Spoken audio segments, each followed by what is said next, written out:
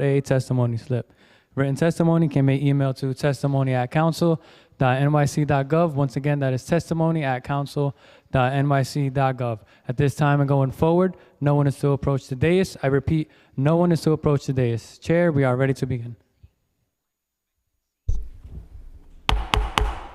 Good morning. I'm Councilmember Pierina Ana Sanchez, Chair of the Committee on Housing and Buildings. Thank you for joining us today for our hearing on sidewalk sheds.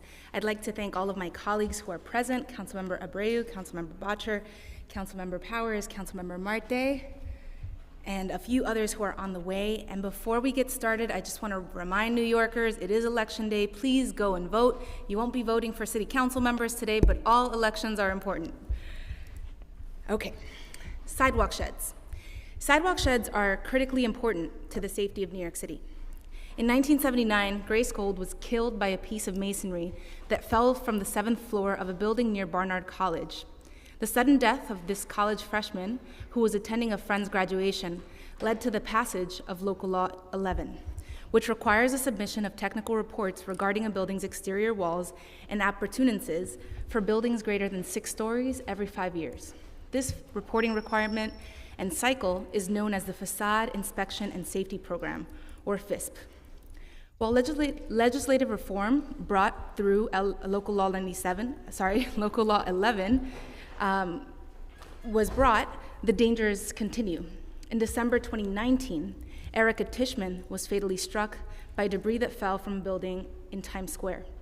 This February, Dale Singer, a 74-year-old woman who lived in Sunset Park, was killed by falling bricks from the facade of a brownstone. May they rest in peace. And this committee has also held numerous conversations regarding high-profile collapses in recent times at 1915 Billingsley in my own district and the St. Anne's Garage. At Billingsley, the property had violations for failing to comply with the facade inspection program requirements. Today, there are over 8,500 sidewalk sheds along the city's streets, spanning almost 386 miles of our city. End to end, they would stretch from Manhattan all the way to Montreal.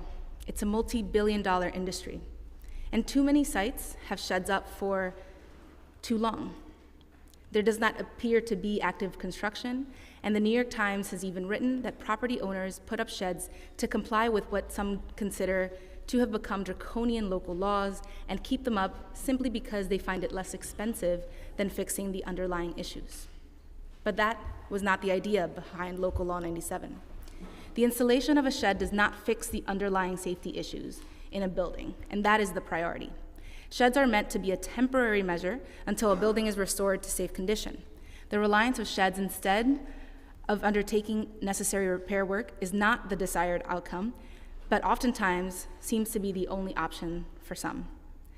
Over the past years, sheds reform has been a popular topic, from the Urban Sheds International Design Competition resulting in new design options in 2011, to the Manhattan Borough President Mark Levine's Shed the Shed strategy, and the mayor's own Get Sheds Down plan, and the legislation before this committee today. I look forward to hearing updates from the administration regarding how they intend to address the issue of sidewalk sheds that are up too long without necessary repairs across our city, while also keeping our streets safe. What has the administration identified as the major issues around sidewalk sheds?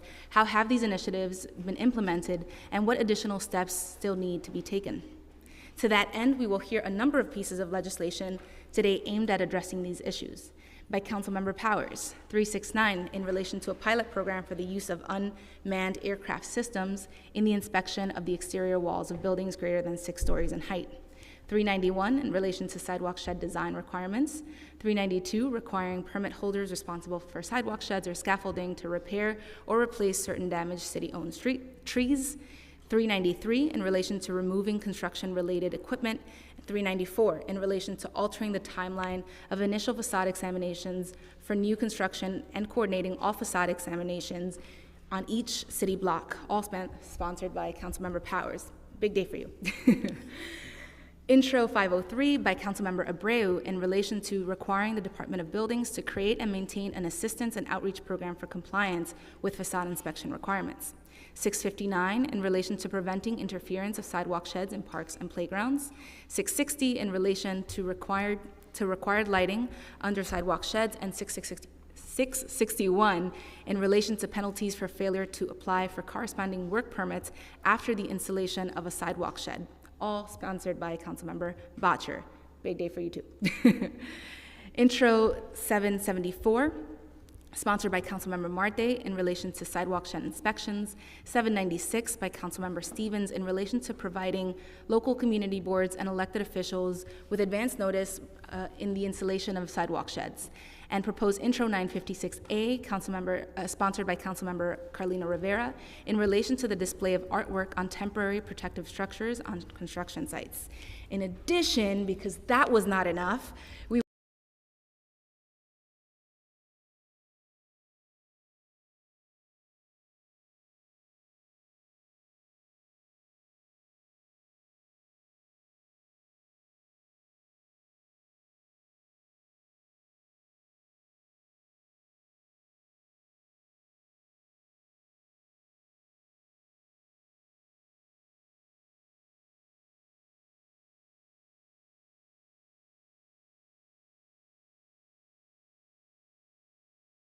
a project that the Department of Buildings has been working on since 2018. Thank you, Chief.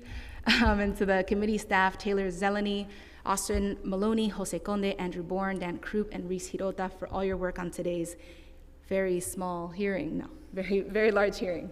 I will now turn it over to colleagues to say a few words about their bills. I'm gonna start with Councilmember Marte, just because he has to head out, and then we'll go to Councilmember Powers. Good morning. First, I would like to thank Chair Sanchez, Committee Council, and my colleagues who have all introduced vital pieces of legislation to address the scaffolding crisis here in New York City. When scaffoldings are left up for years on end, they start to fall apart. Lights break, wooden panels fall off, metal beams get rusty, and the structures get vandalized. Property owners ignore these scaffoldings, letting them waste away for years and creating an unsafe environment for residents of the building and the neighborhood as a whole. Intro 774 will mandate that DOB inspect these structures every 6 months to ensure property owners are keeping these scaffoldings intact and safe. Additionally, the bill will charge property owners a fee for these inspections, which will incentivize them to actually do the building construction work as opposed to keeping these scaffolding up so they don't have to pay the fee twice a year. Intro 774, together with the other bills being heard today, is a necessary step to stop the scaffolding abuse we see across the city. I look forward to working with my colleagues and the administration to get these bills passed. Thank you. Thank you so much, Councilmember Marte. Councilmember Powers. Thank you, Chair, and good morning, and thanks everyone for being here today and letting me speak about my package of 5 bills to enhance the safety, efficiency, aesthetic quality of scaffolding throughout our city and simply to get sheds down a lot more quickly. As I've said often, there aren't many things that New Yorkers can universally agree on, and we famously disagree on many things. Commissioner, you're a Mets fan, I'm a Yankees fan. People debate about the Giants, the Jets, what's the best slice of pizza, where's the best place to get a bagel. I have the right answers to all of those if you need to know them. But one thing I've heard that everybody can agree on is getting rid of sidewalk sheds, and New Yorkers want less sheds and more sunlight. Scaffolding or sidewalk sheds play an important role in protecting New Yorkers from falling debris, facilitating regular inspections, and keeping construction workers safe. And we, as we've said often, understand the importance of scaffolding in our lives. But often more than not, work slows, repairs drag on, and scaffolding's left up for months or even years on end. Nearly 1,000 sidewalk sheds have been up for more than 3 years, each one becoming a feature of our urban landscape and something that New Yorkers have just accepted as a way of life.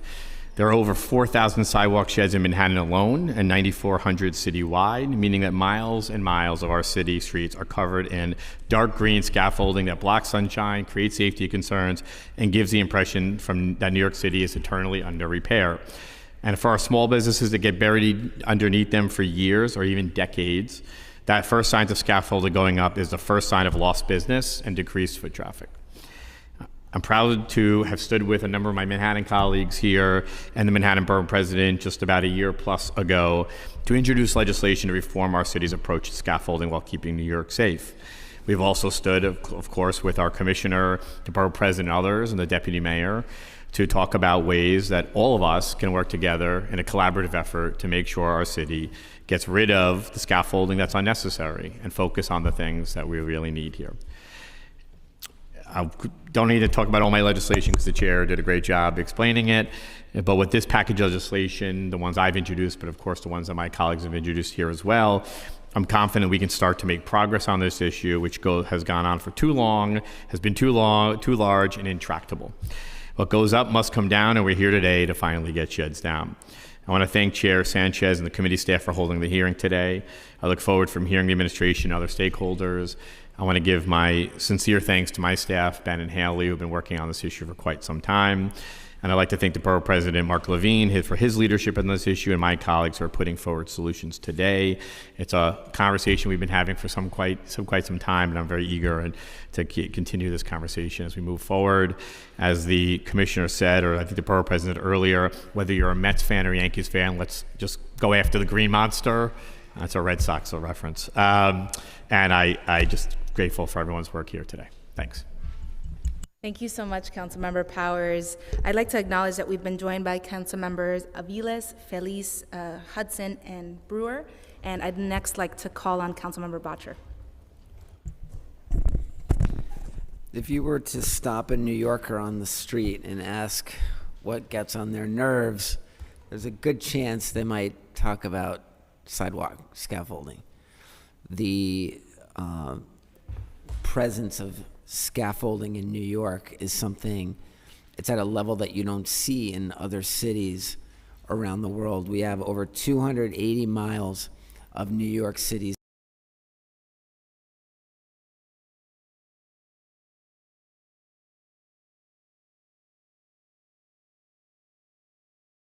sidewalks covered by scaffolding. This is a public policy failure.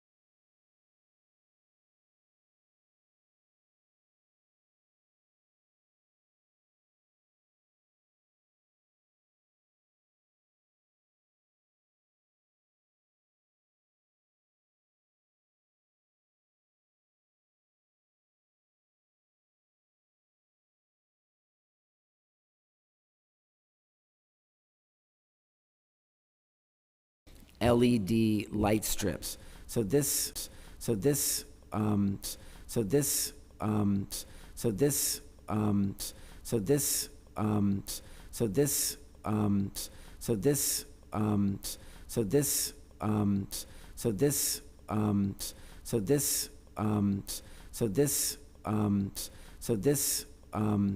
bill would require the level of illumination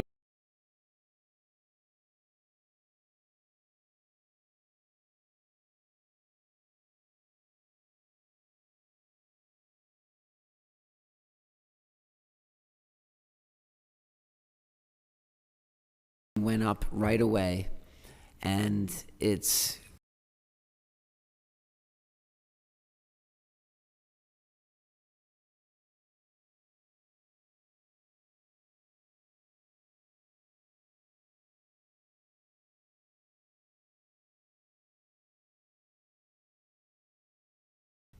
the fault of the co-op who owns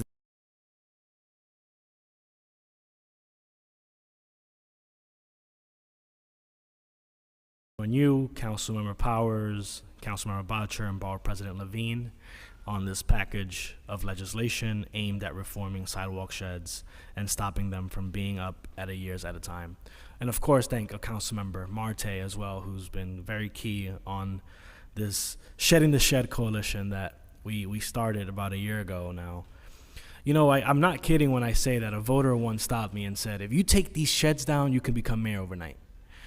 I know Mayor Adams wouldn't like to hear that, but seriously, if we shed the sheds, you know, from the Upper West Side up to Washington Heights, we're going to be improving quality of life in our neighborhoods. And so, you know, we're making it a priority. Intro 503, would require DOB to create and maintain an assistance and outreach program for compliance with facade inspection requirements.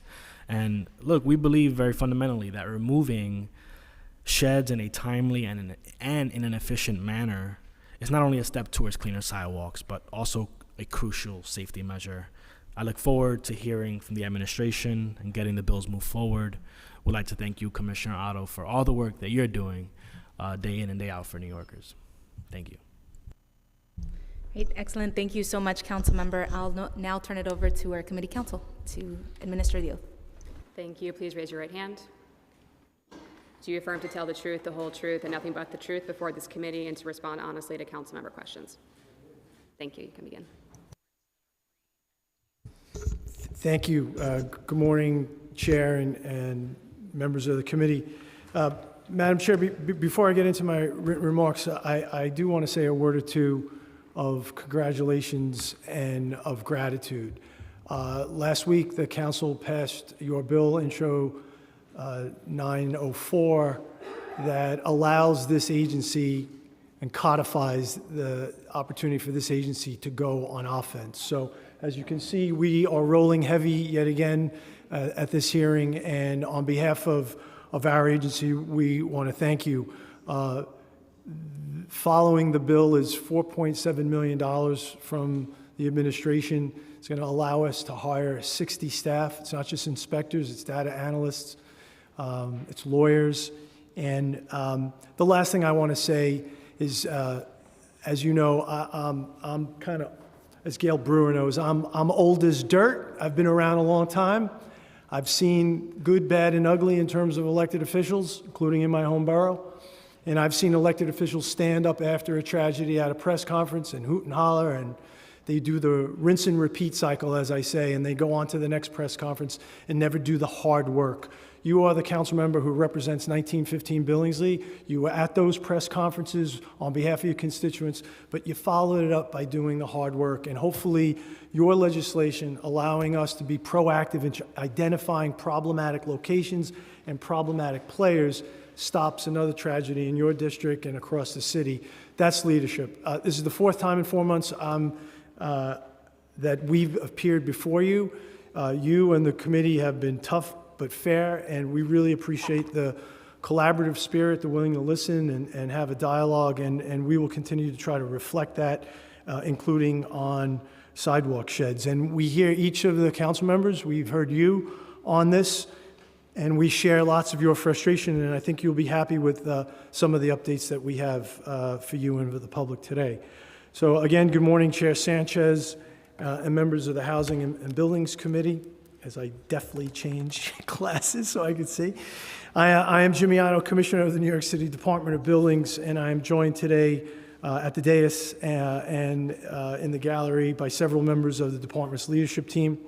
We're pleased to be here to discuss the legislation before the committee and the department's efforts to reimagine pedestrian protection and address sidewalk sheds that are not needed in connection with construction activity. Sidewalk sheds serve an important public safety purpose. They protect pedestrians from construction activity, which may include the construction of a new building, demolition activity, or the maintenance of an existing building's facade. Sidewalk sheds that are up in connection with construction activity are welcome news, as they indicate that new residential or commercial spaces may be coming, or that a building owner is fulfilling their important responsibility to maintain their building on an ongoing basis. However, when sidewalk sheds are erected and no associated construction work is occurring, the public is negatively impacted, including pedestrians, building residents, and small businesses. Such negative impacts include a diminished pedestrian experience and a potential loss of revenue for businesses. Last summer, Mayor Adams announced Get Sheds Down, a plan to reimagine sidewalk sheds that are needed in connection with construction activity and get sheds down more quickly in order to improve public safety and the quality of life for New Yorkers. Since the announcement of Get Sheds Down, the administration has made great progress to implement the reforms that do not require legislative action. Reimagining sidewalk sheds. The department has selected two highly creative companies, Arup US and Practice for Architecture and Urbanism, PAU, to deliver 6 new, more aesthetically pleasing, scalable, and cost-efficient designs for pedestrian protection, including sidewalk sheds. The new designs, which will be developed with cost for the end user in mind, will include 4 options for sidewalk-level sidewalk sheds and 2 options for non-sidewalk level pedestrian protection equipment, such as mesh fiber wraps or netting. The new designs, which will be released by the summer of 2025, will be incorporated into the New York City construction codes in order to give every building owner, registered design professional, and contractor the ability to use them. Reevaluating Local Law 11. Local Law 10 of 1980, which was subsequently amended by Local Law 11 of 1998, established a requirement that the owners of buildings greater than 6 stories in height have the exterior walls of their buildings inspected every 5 years. This requirement resulted in the Facade Inspection and Safety Program, FISP. While such inspections do not result in more sidewalk sheds, findings pursuant to FISP inspections may require that sidewalk sheds be installed in the interest of public safety. These inspections are conducted by registered design professionals with relevant experience who are approved by the department and hired by building owners. Following such inspections, technical reports describing the results of the inspections must be submitted to the department. Further, the report must make recommendations for maintaining the building's facade and for repairing any unsafe conditions. When an unsafe condition report is discovered, steps to protect the public must immediately be taken, and such unsafe condition must be promptly repaired. Building owners who do not comply with the inspection requirement, who submit late filings, or who fail to repair unsafe conditions face penalties that accrue until compliance is achieved. While the department has strengthened its rules pertaining to FISP over time, a comprehensive review of the program has not been undertaken. As such, the department has selected an engineering consulting firm, Thornton Tomasetti, to conduct a comprehensive review of FISP to determine whether any modification of the program are needed, to align the program with today's building stock and typology. We look forward to keeping this committee updated on this work and partnering to strengthen the regulations that exist to keep building facades in a safe condition. Targeting long-standing sidewalk sheds. The department continues to focus on long-standing sidewalk sheds which have been erected for greater than 5 years. Such sidewalk sheds receive additional scrutiny by the department, which includes regular inspections and potential criminal court actions or affirmative litigation if property owners continue to disregard orders to make repairs to the buildings. Since Get Sheds Down was announced, 240 long-standing sidewalk sheds have been removed, and 25 criminal court summonses have been issued against building owners with long-standing sidewalk sheds at their buildings. Of note, late last year, the longest-standing sidewalk shed at a privately owned building, which was in place for 21 years, was removed at 409 Edgecombe Avenue in Manhattan. As it relates to city-owned, an interagency task force led by Deputy Mayor Joshi, Deputy Mayor of Operations, is working closely with city agencies to remove their long-standing sheds. Empowering struggling property owners.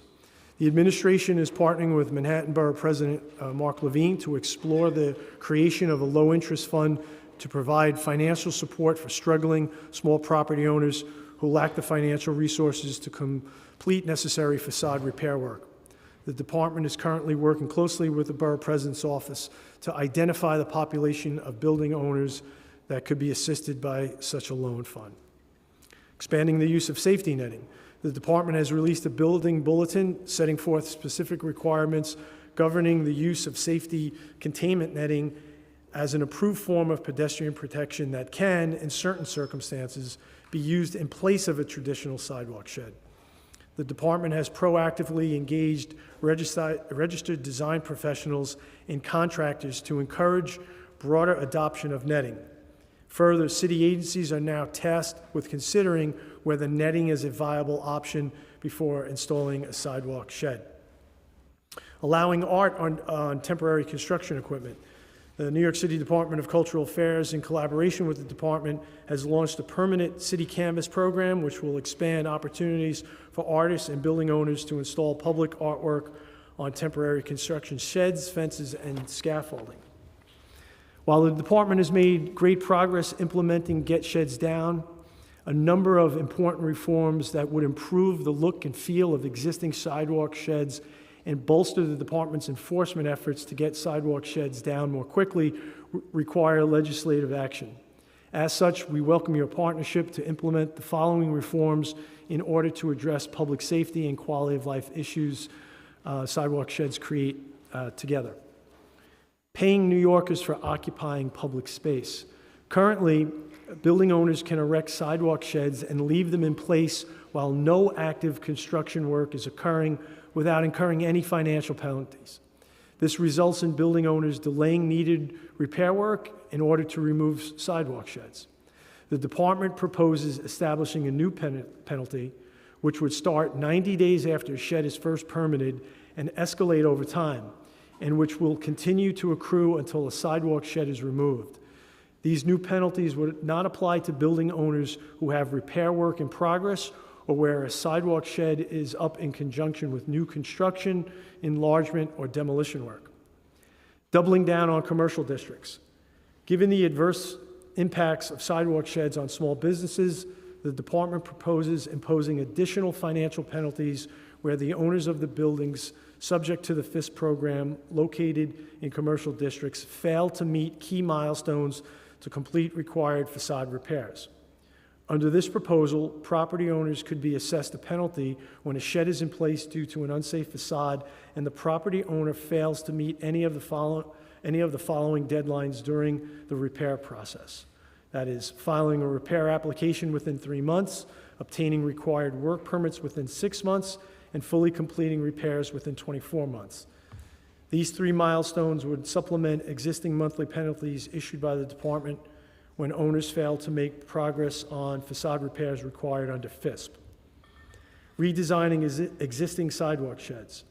As the work to reimagine sidewalk sheds is underway, the department proposes improving the look and feel of existing sidewalk sheds by improving existing lighting requirements for sidewalk sheds and allowing for more color options for temporary construction equipment, including sidewalk sheds and construction fences. These proposals build upon the permanent program that allows for art to be installed on temporary construction equipment and would go a long way towards improving the pedestrian experience until new sidewalk shed designs are released and made available for use. Strengthening oversight of shed permits. Currently, sidewalk shed permits are valid for 1 year. In order to improve oversight of sidewalk sheds, including to monitor the progress of repair work at buildings, the department proposes shortening the duration of sidewalk permits to 90 days, subject to 90-day renewals.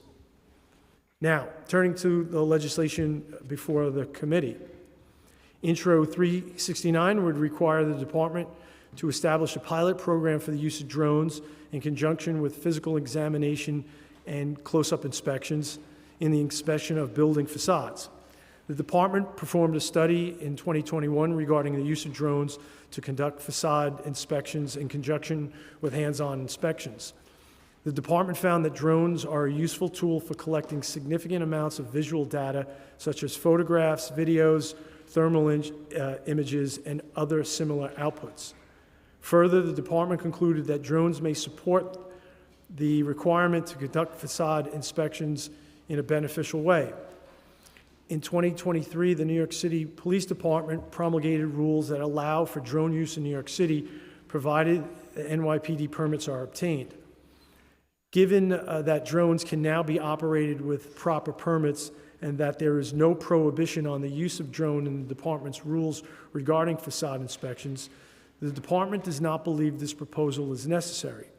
The department encourages building owners to utilize drones to support their required facade inspections or any other building inspections, provided that they have the proper permits and abide by applicable regulations.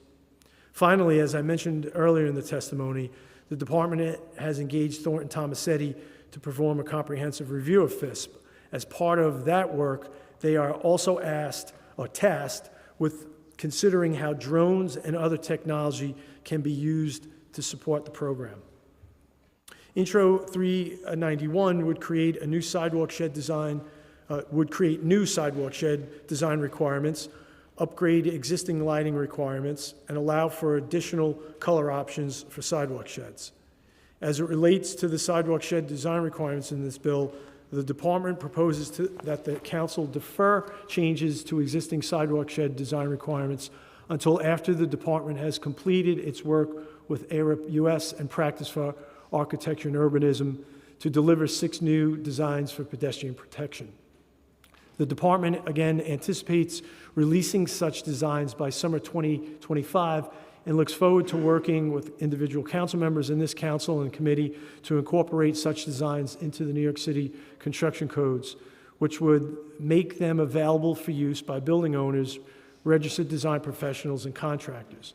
In the interim, the department is supportive of the provisions of the bill that upgrade existing lighting requirements and that allow for additional color options, as such proposals would improve the look and feel of the sidewalk sheds in use today. Intro 392 would require the permit holder utilizing a sidewalk shed or scaffolding to repair or replace within 6 months any city-owned tree that is damaged as a result of the use or placement of such temporary construction equipment.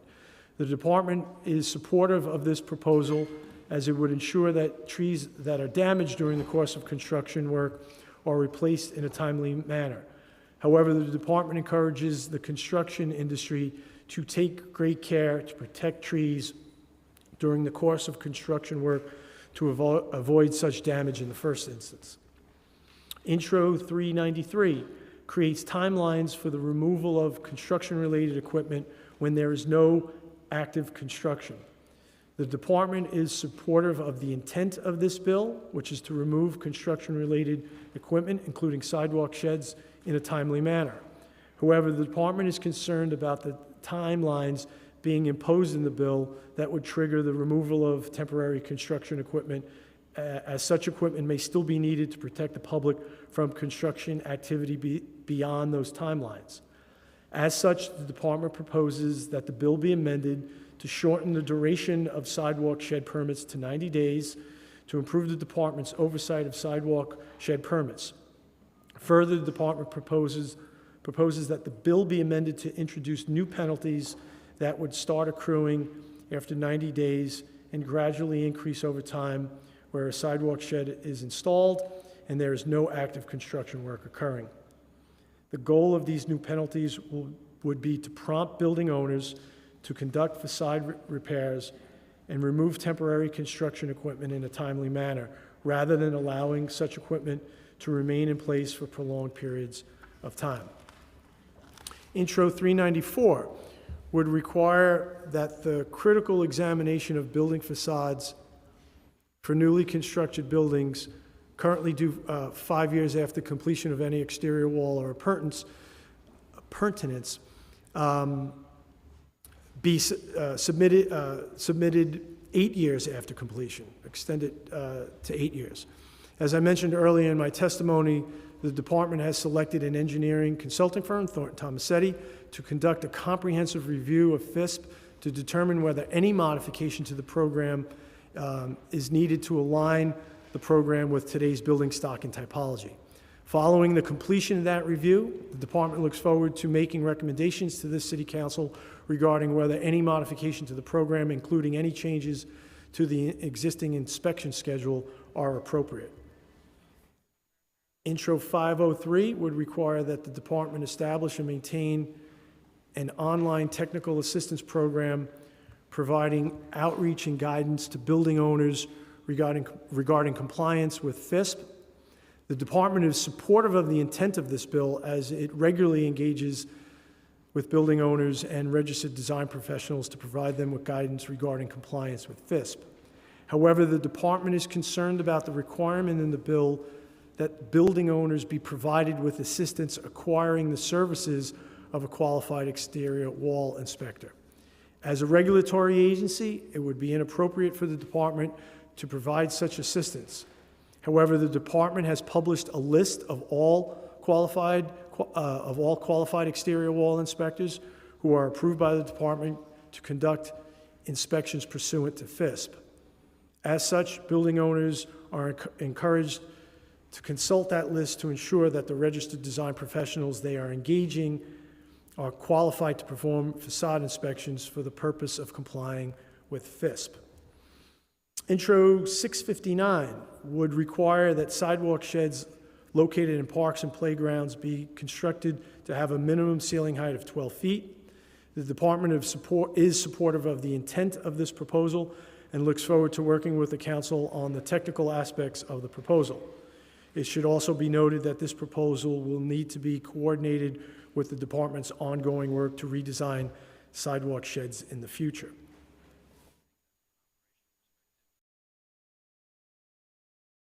Intro 660 would upgrade existing sidewalk shed lighting requirements. This proposal is duplicative of provisions in Intro 391 that upgrade existing sidewalk and shed lighting requirements, which the department is supportive of. As such, this bill will be needed to be coordinated with Intro 391, which addresses the same subject matter. Intro 661 would create penalties for property owners who fail to apply for corresponding work permits within 6 months of installing a sidewalk shed. The department is supportive of the goal of this proposal, which is to prompt building owners to conduct facade repairs after installing a sidewalk shed.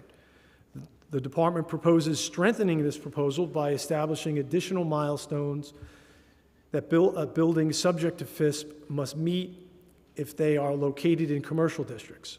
Specifically, the department proposes that the owners of such buildings be subject to penalties where they do not file plans to repair unsafe facade conditions within 3 months of the issuance of the initial sidewalk shed permit, where they do not obtain a permit to repair unsafe facade conditions within 6 months of the issuance of the initial sidewalk shed permit, and where they do not complete facade repairs within 24 months of the issuance of the initial sidewalk shed permit. Intro 774 would require that the department conduct sidewalk shed inspections every 6 months and charge fees for such inspections. The department is concerned that the proposal would strain our inspectorial resources. Further, given that the majority of sidewalk sheds are removed within a year, the department does not believe inspecting the entire universe of sidewalk sheds is a wise use of inspectorial resources.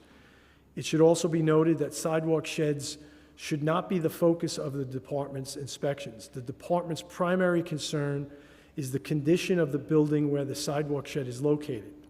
As mentioned earlier in the testimony, long-standing sidewalk sheds that have been placed for greater than 5 years receive regular inspections and potential criminal court actions or affirmative litigation if property owners continue to disregard orders to make repairs to their buildings. The department feels strongly that regular inspections is a tool that should continue to be limited to long-standing sidewalk sheds in order to prompt the removal of such sidewalk sheds. Intro 796 would require at least 72 hours before a new sidewalk shed is installed. The bill would require that at least 72 hours before a new sidewalk shed is installed, the department notify the council member and community board in which the sidewalk shed will be located and provide the reason for the installation of such sidewalk shed. The department is not supportive of this proposal as it is not privy to when sidewalk sheds are going to be installed. The sidewalk shed permits that are currently issued are valid for 1 year, and a contractor can install sidewalk sheds so long as they have a valid permit. However, the department has published a map, which is updated daily, which provides valuable information regarding every sidewalk shed permit, including the location of the sidewalk shed, its expiration date, its age, its length, and the reason why such sidewalk shed is being installed. The department encourages community members to use this tool to find out more about sidewalk sheds in their respective areas and looks forward to working with the City Council to ensure that this tool provides the information being sought. Last two bills. Intro 956 would allow approved or alternative artwork to be painted directly on a sidewalk shed or construction fence, and would allow such artwork to remain on display for as long as the sidewalk shed or construction fence has a valid permit. The department is supportive of this proposal as it supports ongoing efforts to encourage the installation of art on temporary construction equipment. And lastly, Intro 436 would make comprehensive updates to the New York City Electrical Code, which was last updated in 2011 and which references national standards from 2008. In addition to aligning with a more recent edition of the National Electric Code, this proposal would make improvements to safety, recognize new technology and innovation, and support the city's electrification efforts. The department worked closely with subject matter experts who participated on committees to review and propose the changes incorporated in this proposal. I would like to thank those committee members who volunteered their time and expertise, and of course the DOB staff for their efforts to put forward the comprehensive updates to the electrical code before you today. I would also like to thank the committee for its ongoing partnership to keep our codes up to date. We look forward to working with you to update the electrical code in the near future. I think that is it. A couple of times I have to admit I got a little lightheaded. That's not a commentary on any specific bill. It might be a commentary on my overall health. But again, to recap, Madam Chair and members, we hear you. We see a lot of common ground. Where there is not exact alliance, we'll work with you, but we think we are attacking the problem on all fronts, and we look forward to being able to answer your questions. Thank you, and thank you to the sergeants for providing us with water as well. Thank you, Commissioner, for your kind words at the outset. I'm just going to ask a few follow-up questions from your testimony, then I want to turn it over to my colleagues before I continue. But I think in preparation for this hearing, and thank you for the pre-hearing discussions as well, it does seem to me that the problem is not the requirement to have sidewalk sheds erected in the city of New York to protect New Yorkers, but it's the structure of our policies to allow for improved designs, provide proper incentives and enforcement tools for the agency to get folks to actually take the sheds down in a safe way. So that has become very clear to me, and I look forward to progress on the policies that we need to change here. So the first clarifying question is about long-standing sidewalk sheds. You mentioned the agency is focused on long-standing sheds that have been up for more than 5 years. How long is the permit duration currently for sidewalk sheds? Currently, the New York City construction codes allows for a 1-year permit. And so how is it that they are up for more than a year? It's just the enforcement capacity of the agency? They're allowed to renew those permits on an annual basis.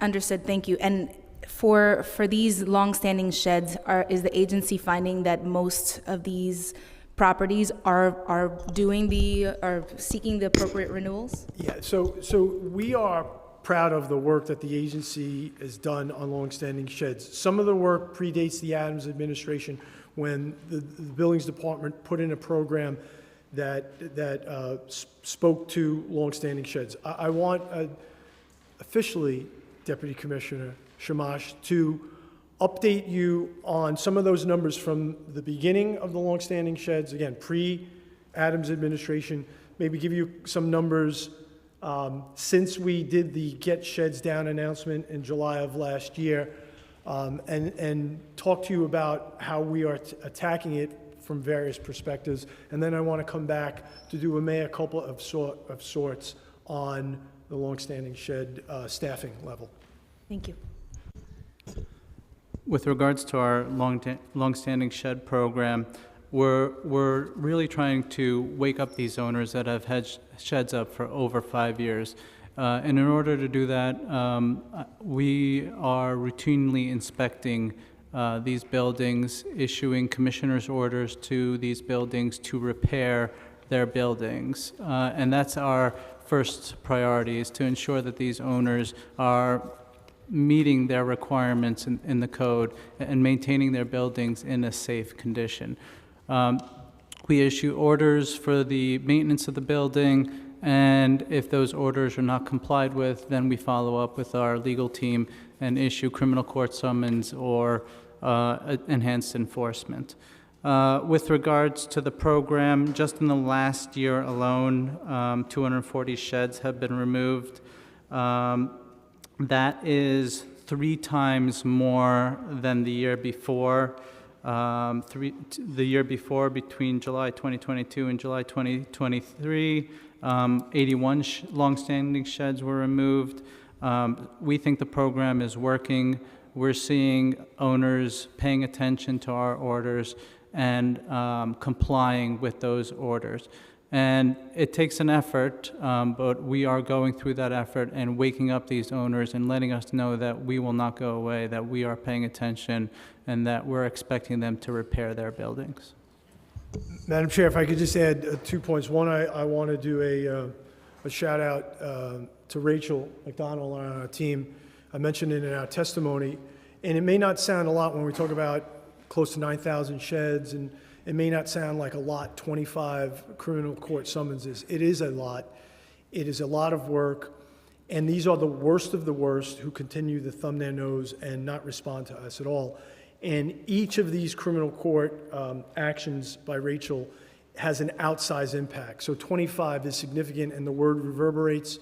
And also, as we mentioned, there's the work that we do with the law department on affirmative litigation. And we're limited by resources, but we've been very aggressive on that front, and we will continue. The mea culpa of sorts that I want to own is that we want to expand the universe of longstanding sheds from 5 years to 3 years, in addition to all of the other work. We had a plan in place to bring on around 7 staffers, 3 inspectors, a supervisor, an attorney, a paralegal, to allow us to do that work. I need to find the resources to do that. It's a balancing act of priorities within the sort of facade program. We had to find the money for the design RFP, for the local law 11 RFP, and then it's balancing it with all the other needs in the agency. We are still committed to do that because we've seen the success of the longstanding sheds program going after 5 years plus. We will get, one way or another, we will get to the resources we need to expand it because it's a component, and we want to attack this from all fronts. Thank you, Commissioner. I'm going to turn it over to Councilmember Powers for his question, and if Councilmember Batra has questions, I'll turn it over to him next. Thank you. I'm worried about your health after that testimony. Thanks for that extensive feedback. Of the 240 that have been part of your, I just wanted to do 2 quick number checks. One is, you said the 81 were the year before you started your increased efforts, is that correct? And 240 now of longstanding 5 years plus sheds that have been taken down, is that correct? Okay. How many of those are city owned? How many of those are privately owned? 240 private, 12, 14 city owned, correct? Yeah, it's 240 that are privately owned? No, the 240 is the total, and A give me a dozen or second. so, I think, were city owned? Correct. Okay. Right, correct. 14 of those 240 are city-owned. Okay. And is the focus on 5 years as a sort of your criteria? You're thinking about what might constitute being up way too long. You guys made that decision that 5 was the number to choose from, and just which makes sense. Just that, but that seems to be the number we're working from. We start looking at which ones need to come down. Is that correct? Correct. When we first started looking at instituting this program in 2020, we were taking a look at the average age of a sidewalk shed, and that is a little bit over a year. I believe it's about 1.4 years. And what we were looking at is how many sheds were up 2 times that length, and then how many sheds were up 3 times that length, and seeing what we could tackle with existing personnel. We were funded with some lines, and we were able to tackle the 5-year plus mark, and as the commissioner said, we would like to expand that program and really go after the 3-year plus sheds. Got it. Okay, that's helpful. And what is the effort when you talk about city-owned property to move city agencies? I know they're not the entirety of the problem, but it does feel like we have some very long-standing sheds that are up that are on city-owned property. Some are my district, some are nearby my district on First Avenue, I think, have been part of that. So just how are we talking with other city agencies to ensure that they're also part of this effort? Yeah, I think just that we as an agency are communicating with them. But I think the most important thing is that the mayor has made it clear to all the agencies that this is a priority. So Deputy Mayor Joshi has been heading a task force, and like the private side, there are many different reasons why sheds are up. There are sheds on a couple of city-owned buildings that have been intended to be demolished, and the issue has been about what's the point of doing the work on the facades if the building's coming down. So there's like on the private side, there's lots of different variables, but the agencies know that this is a priority. Agencies know that where they can, we want them to use netting. There's one particular building where we think we might be close, which would be a major relief because the shed has been up for a very long time, where we might be able to use netting in its place. Agencies know, but the deputy mayor is the running point on coordinating that effort to get them, to ensure that the city is, walking the walk. Thanks. Just a few short questions. When we talk about one of the challenges, and you highlighted this earlier in your remarks at the press conference earlier, was that one of the issues I've heard a lot about from property owners and from folks who are in the real estate world is that one of the issues is the neighbor-to-neighbor property owners, mediation, and issues related to getting consent, negotiating fees, perhaps, when it comes to taking over or encroaching on neighboring property to be able to put up the scaffolding, and that process itself, which I think is unknown to a lot of folks. That's a known issue. That seems to be driving a lot of the duration too. I think you had maybe said maybe it was the number one. I know there's issues, and I know there's a legislative effort in Albany to try to get something passed. And I wanted to just hear more about what your feedback is on that. We don't have that as part of our legislative package today. I am hopeful Albany will take action on that, setting up a mediation process or something that will accelerate that. Can you tell us how that legislative effort is going and in Albany, and also, I know it didn't pass, so what that conversation looks like, and also just more context about exactly what that issue Back is. in the day when I was a council member in BP, we used to call it neighbor on neighbor, and they were the worst kind of constituent cases because people get stubborn and people act out of spite too. There's a building, I won't get too specific, but there's a building close to our headquarters where Deputy Commissioner Shamash reached out to a building owner and basically said, yeah, I'm out of spite, I'm not doing it. So it's a Comrie bill in the Senate and a Raj Kumar bill in the Assembly, and we, at one point, we were hopeful that it was going to pass the Senate. And the legislation creates like this mediation, creates rules for sidewalk sheds and beyond. And listen, I mean, I respect the rights of both property owners in this instance. The person who wants to do the work, the property owner who wants to do the right thing, wants to comply with local law 11, who wants to get the shed up to do the work. But I also understand that adjoining property owners are nervous. They're worried about liability. They're worried about damage to their property. This notion of creating this mediation process where there's a set of rules, it's more timely, this is critical because as we've learned, and by the way, we heard this when we brought in the industry. The industry is the one who said, like, this is actually a bigger challenge than the issue of small property owners not having the financial wherewithal. I don't know if there is a legislative role for the council. I don't know if you're preempted, but this legislation again, we have to attack this universe of 9,000 from 6 or 7 different fronts. This is certainly one of them. But beyond sidewalk sheds, getting a more organized, professional, established protocol to hear out warring neighbors would be a good thing across the board. Yeah, thanks for that. And my last question is on drones. You said talk about the NYPD using a program right now. We're having a permitting process, I believe, right now to allow for drones to be flown. I don't know if that's just for building inspections or for other uses as well. What is the utilization of that program today? Like, how many permits have been issued for that? Is it being effective and used? Do we have a sense of how that's been? We can't speak to how many permits have been sought through the NYPD, and we get the end product of that. It would be part of their pictures or that they would submit as part of their reports. So we can't see what the uptick is.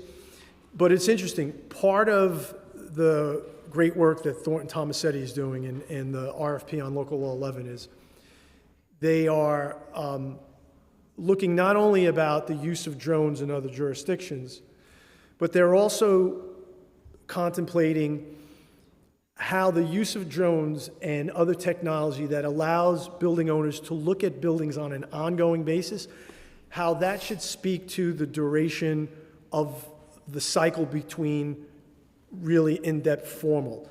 If you get a drone and we accept drone footage every 6 months or whatever it is, would that inform us for certain building typologies to extend those cycles?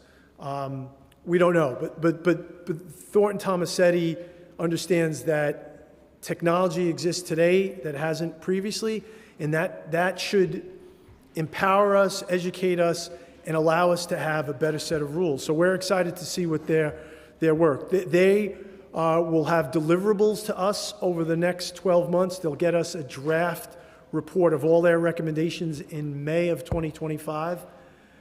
So of all of the work, this one to me is my favorite. I think it's going to be the most impactful because as we sit here right now, Yigal, I think it's 40 or 42% of the sheds on the street are Local Law 11 related. That's a huge universe. And we should have updated rules. As I made the joke outside, one Met championship since '86, that's one more than comprehensive review by New York City of our facade inspection rules. So we're overdue. Thank you. I just want to say, hearing that number and hearing how much inaction there has been around this issue and understanding why, there's a lot of safety concerns. We like sheds going up when it means there's new construction going up, there's new building happening, new housing being built, economic development. We like it, of course, to make sure that people are safe, but we also want to get rid of the excess. And so I'm glad in this council, with this administration, with the borough president, we have a collaborative effort to take on something that I think has languished for a very long time, add some political urgency to that, and use all of our talents and skill sets to actually try to find a better path forward. And New Yorkers are very excited about that. Listen, we appreciate your partnership and your work on this. And we say this at every occasion. Not every shed, as you just said, is the same. A shed going up for new construction is a sign of vitality. We welcome it. And I truly believe that when we get better designed sheds, and it's the kind of the analogy I made outside about the real field temperature, I think we feel sheds today, and we're focused on that raw number because we feel it. They're not lit well. They're ugly looking. The crossbars everywhere. I think when we have a better design and we work together to take those sheds down that should be down, the number will be less important than it is today because we will feel a better city and small businesses will not be impacted by it. Agreed. Thanks so much. Thanks, Chair. Thank you, Councilmember Powers. Councilmember Butcher? Hi. Regarding Intro 661, my bill that would create penalties for property owners who fail to apply for work permits within 6 months of installing a sidewalk shed, the department proposes additional milestones within those 6 months. but only if they're located in commercial districts. Is there a reason that additional milestones shouldn't apply in all districts? Councilmember. So one of the proposals that we're putting forward is also triggering penalties at 90 days. We're proposing that in connection with the separate bill, that's 393. And those penalties would apply to all sidewalk sheds facing a public right-of-way. So in terms of your proposal to have a milestone penalty, we're advocating for additional milestones, but only in commercial districts where we see a greater impact on pedestrians, potentially a greater impact on businesses. So we're looking at them as companion proposals. So we are proposing that the bills be amended to take into consideration the Get Sheds Down proposals, but that's how we propose splitting them up. We're happy to have that conversation further. So commercial districts, but also in other districts when it's in the right-of-way. The 90-day penalty would apply to all sidewalk sheds if they're facing the public right-of-way. Yeah. And then within the 6 months, what you're proposing is a penalty within 3 months if they do not file plans to repair unsafe facade conditions, where they do not obtain a permit to repair unsafe facade conditions within 6 months, and when they do not complete facade repairs within 24 months of the issuance of the initial sidewalk shed permit. You're making these recommendations now, or are these also being reviewed by the consultant that you've brought on? These are recommendations that we're making now. We fully support your idea to have a milestone whereby somebody doesn't pull a permit, they should be penalized, but we want to catch them earlier on in the process and also take into consideration hiring an RDP, filing construction plans, and then on the back end actually completing the work and taking the sidewalk shed down.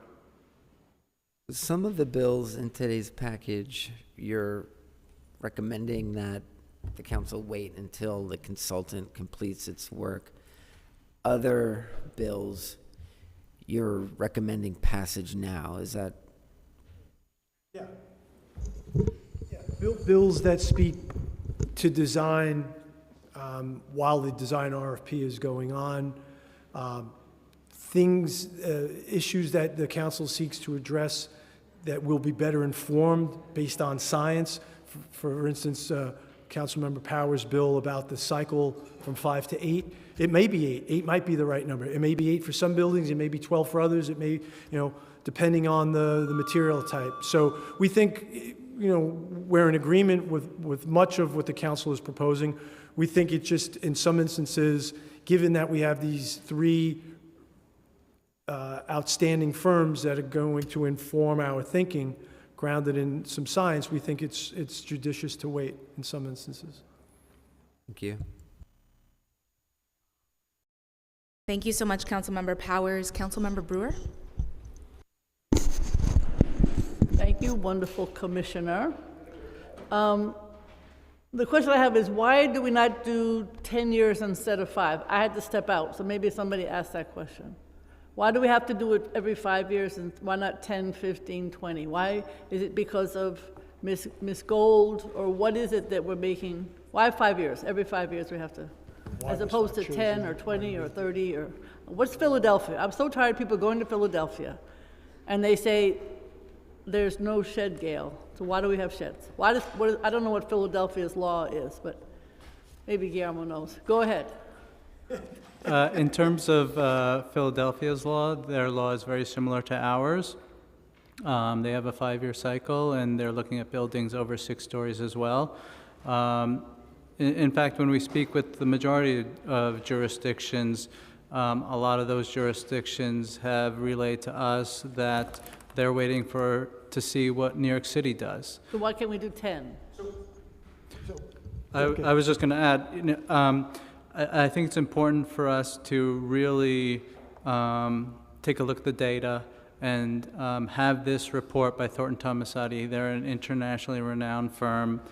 They've been doing work in this city for years. They've been doing facade inspections in this city for years. They know our building history, our building's housing stock.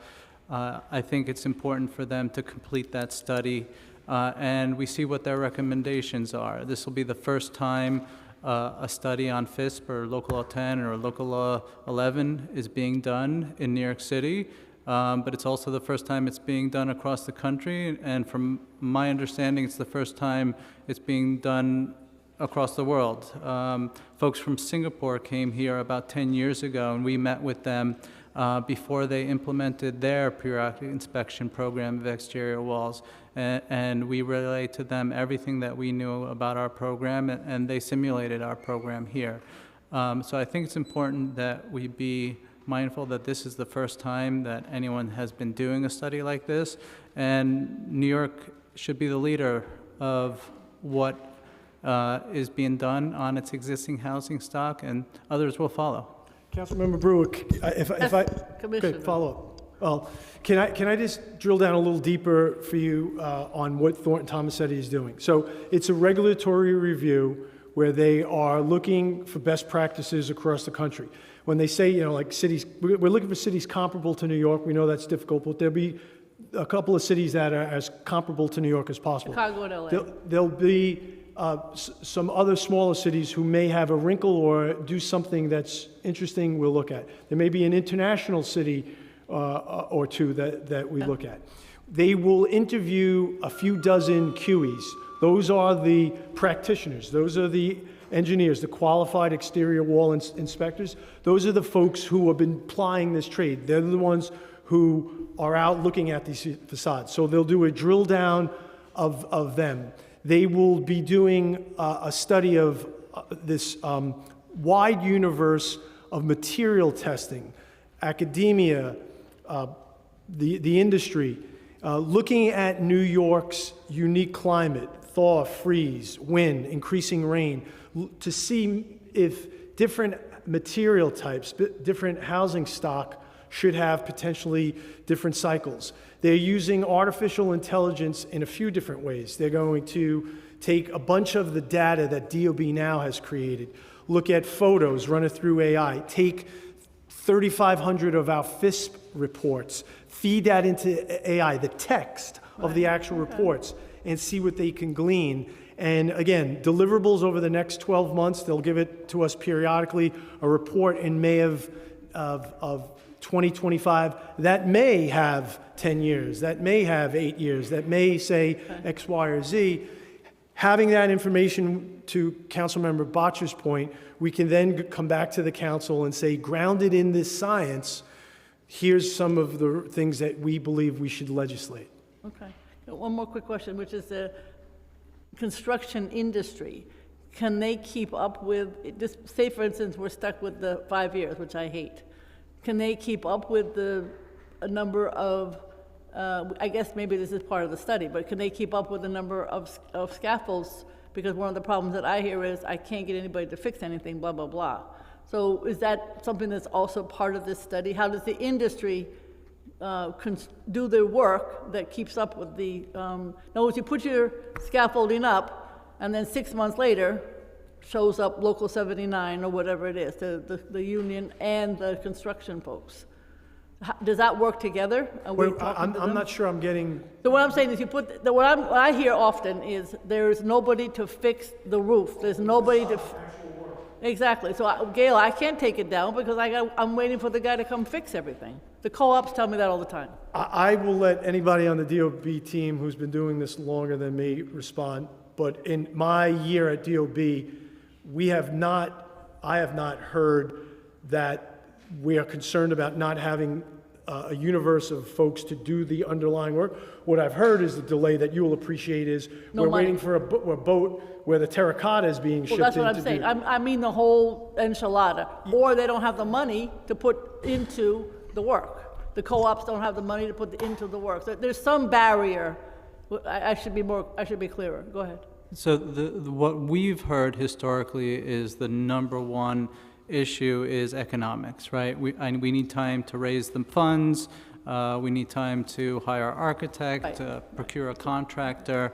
That shifted a few years ago. I would say starting about 3 years ago, we started hearing from the industry that economics was no longer the scheduling hiccup that is the number one issue. The number one issue right now that we are hearing from the industry is not in terms of personnel or equipment or getting folks to do the work, but actually the neighbor-on-neighbor issues that the commissioner discussed earlier is the now number one cause for the delay in having buildings do that work. That is repetitively the thing that we are hearing constantly from Neighbor to neighbor. consultants, owners, and contractors, that they want to do the work, but they are being held up. By the neighbor who wants more money. That's my experience. Correct. Yes. And the other question, though, was like some of the synagogues and churches, however, today, I mean, I have one church in particular, it's going on 30 years, because there's no money to fix. Hopefully we'll have it soon. But I'm saying, I think there are other buildings where money still continues to be the issue. Maybe some of the nonprofits. So it's. Yeah, so this is, and we addressed it a little bit in the testimony. I heard you. This is a point that Borough President Levine has Right, spoken trying to find about. some loans or grants or right. something like that. No, I understand that. All right, I'm still for 10 years. I think as we're doing this work, hopefully we can try to explain it, but would be helpful for our newsletters, whatever you want us to say about the process. Because as Bashir said, I'm so tired of people screaming and yelling at me. And unfortunately, the Post had a story that there's more scaffolding on the Upper West Side than any other place in the city of New York. West End Avenue is just one big scaffold. So something to help us address what you're trying to accomplish, because I do think, hopefully this report comes back and says 10 years is fine. We would happily share with you a much more pithy version of, Well, you're quite pithy yourself, Well, sir. I get less pithy as I get older. I don't think so. Thank you. Thank you, Borough President. Can you just say clarify one more time? What are these neighbor to? Which borough president are we referring to? I am so happy to say, Councilmember Ressler, that there's only one borough president in this room. Actually, no, what am I saying? There are two. Yeah, never mind. There you go. But I Look love at that. it. That was a slip. But That was maybe- the first slip. And you called Councilmember Bottcher Councilmember Powers.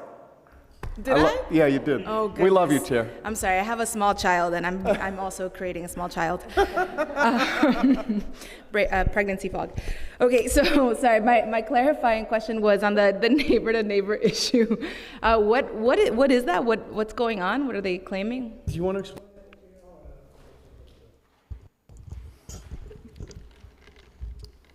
I mean, it's a great question, and Chair, you mentioned Erica Tishman earlier in your statement. A prominent architect, December 2019, piece of terracotta in Times Square off a building fell and unfortunately killed her. The FISP process worked in that situation. What the holdup in getting the public protection was, according to the owner of the building, was the neighbor wasn't allowing the shed to go up in front of their building. So this is what we're talking about on neighbor issues. The extension of the sheds that's required in the code to extend 5 feet or 20 feet, depending on the height of your building, across onto your neighbor's sidewalk. Roof protection, that's if you're going to do work or above your neighbor's building, you're required to protect their roof, which means if the roof is occupied, it needs to no longer be occupied and roof protection going down. In terms of, what am I missing? In terms of general access onto that roof to do that work, or access to the rear yard of the building and public protection of that rear yard. So all these need licensing agreements between the two owners. And a lot of times the hiccup, as Councilmember Brewer said, is about financial agreements between the two neighbors. But that is a consistent theme that we are hearing. Got it. Wow. Okay. Thank you. Thank you for that clarification. Councilmember Ressler. Oh, great. Thank you very much, Chair Sanchez. Greatly appreciate your terrific leadership of this committee. It's good to be back at the Jimmy Otto fan club meeting.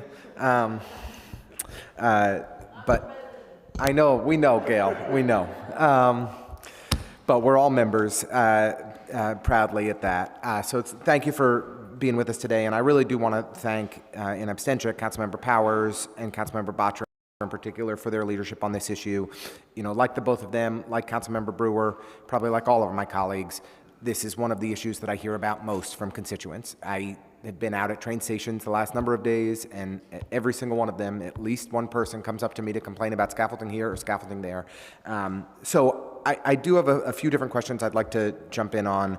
I do think this is, in totality, a very helpful package, and appreciate DOB's constructive response in your testimony today.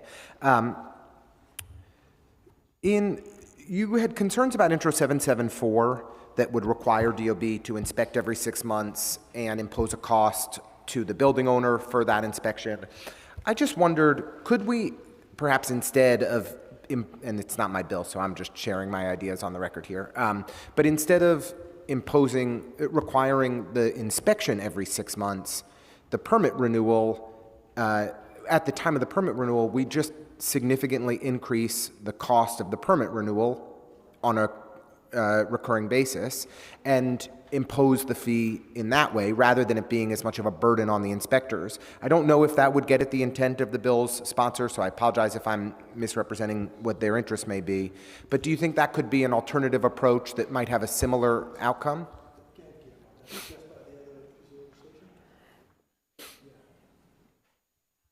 Councilmember. So our permit fees have to be based on a user cost analysis, so we don't have the freedom to increase them in the manner that you're suggesting. That's why we're proposing penalties in lieu of increasing fees. We could not, for every 6-month renewal for given scaffolding, just increase it by X percent, X percent, X percent, X percent. It doesn't, and over time, that could become a significant financial responsibility. That wouldn't be feasible, you believe? Our fees have to be based on the level of effort that it takes us to renew a permit. So we have to go through an analysis with OMB. But one of the proposals that we're putting forward is moving to 90-day renewals. And as part of those 90-day renewals, requiring that the contractor tell us what work they've conducted in the previous renewal period. So we might see an increase in permit fees, but that remains to be determined based on our work with OMB. I think it's helpful. I just think at the end of the day, unless we're imposing a financial penalty on the bad actor building owner who is choosing not to do anything, you know, I don't know that we're going to see the improvement that we want to see. And, you know, I am sensitive to the Department of Buildings, like, core responsibility of keeping us all safe. We need to make sure that the facades are not a danger to the pedestrians of New York City. So I recognize that the work has to get done to fix it, but if we don't impose meaningful financial penalties on people, they'll submit the paperwork and avoid having to pay for the significant costs of repairing their facades. I completely agree with you, and two of the proposals that we're putting forward do involve penalties. The first one triggers a penalty starting at day 90, and that graduates over time as the shed is there longer. And then the second one creates milestone penalties for buildings in commercial districts that don't meet certain milestones towards completing facade repairs. So filing construction documents, pulling a permit, and completing those repairs. But currently there is no financial penalty that we can impose. So that's a huge issue that we're seeing. So we completely agree. And what would be the high end of the financial penalties that would be imposed for building owners that fail to make improvements to their facade conditions? For the penalties that start at day 90, we're proposing that they graduate until they reach $6,000 a month. And then for the milestone penalties, happy to discuss it further with council, but we're looking at a range maybe between $5,000 to $20,000 per milestone. Per milestone. Per milestone, per 90 days. Yeah. Got it. And a couple other questions, if that's okay, Chair. Thank you. I, along with Councilmember Marte, probably represent the largest concentration of public sector buildings. And if you've been to the Supreme Court by Borough Hall in downtown Brooklyn and in Brooklyn Heights, we just celebrated the 17th anniversary this past month of the scaffolding being up at that building. 17 years. What were we doing 17 years ago, Chair? Not this. Councilmember Otto, on the other hand, Commissioner Otto, on the other hand, was right here. But neither here nor there. 17 years is a long time. Thanks to our good friends at DCAS, we finally have the money in the budget. We're starting work on that project next year, 2025. We're going to get the scaffolding down. But I was wondering, what analysis do you, in partnership with DCAS, do on public sector, on our city-owned buildings, of scaffolding to try and prioritize the facade improvements and the capital investments that are needed so that we avoid these situations of city-owned buildings that are our responsibility, right? And getting the scaffolding down, and because this is one of the things that's, we have building owners who are uncooperative and they are a pain in the butt, and we all call them and we call the entities that own their scaffolding, and they may or may not listen to us. And I hope these new penalties will make a difference when we get them signed into law. But this stuff is fully our job, and I know you're not responsible for paying for it or making the decisions of where those investments go, but you can help us sound the alarm and give the priority lists for where the scaffolding has been an endemic problem over an extended period of time. We've had consistent quarterly meetings with all our sister agencies. We've identified the locations where sheds are up for more than 5 years. We've shared that list with the deputy mayor's team and our sister agencies, and we're constantly reviewing that list with them to see what the progress of their work is, what the holdup on the work is. And the deputy mayor's team has really spearheaded this effort in terms of pushing the other city agencies to fix their buildings and make sure that they are also maintaining their buildings in a safe and lawful condition. How many buildings are on that list that have had scaffolding up for more than 5 years? City-owned? Yeah, I have it. Yep. There are 103 city-owned properties on the list since the beginning that we've started this program in 2022. And since that time, we've had, I believe, 21 locations remove and repair their buildings and remove the sheds. Would you be willing to share that list with the committee? The number of, yeah. The specific buildings, just because then we can follow up in our districts for the buildings that are ours and try to nudge the appropriate agencies to take priority.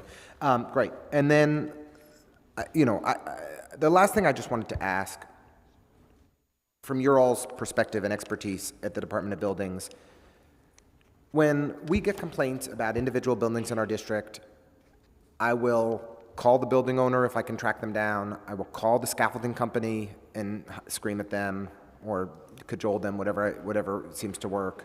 Do you have any advice for us on what we could and should do? We bug you all on the chronic sites in our district where the scaffolding's been up forever, but do you have any suggested playbook for council members on the ways that we can and should push more effectively beyond advancing this legislative package and expanding, the tools in all of our toolkits?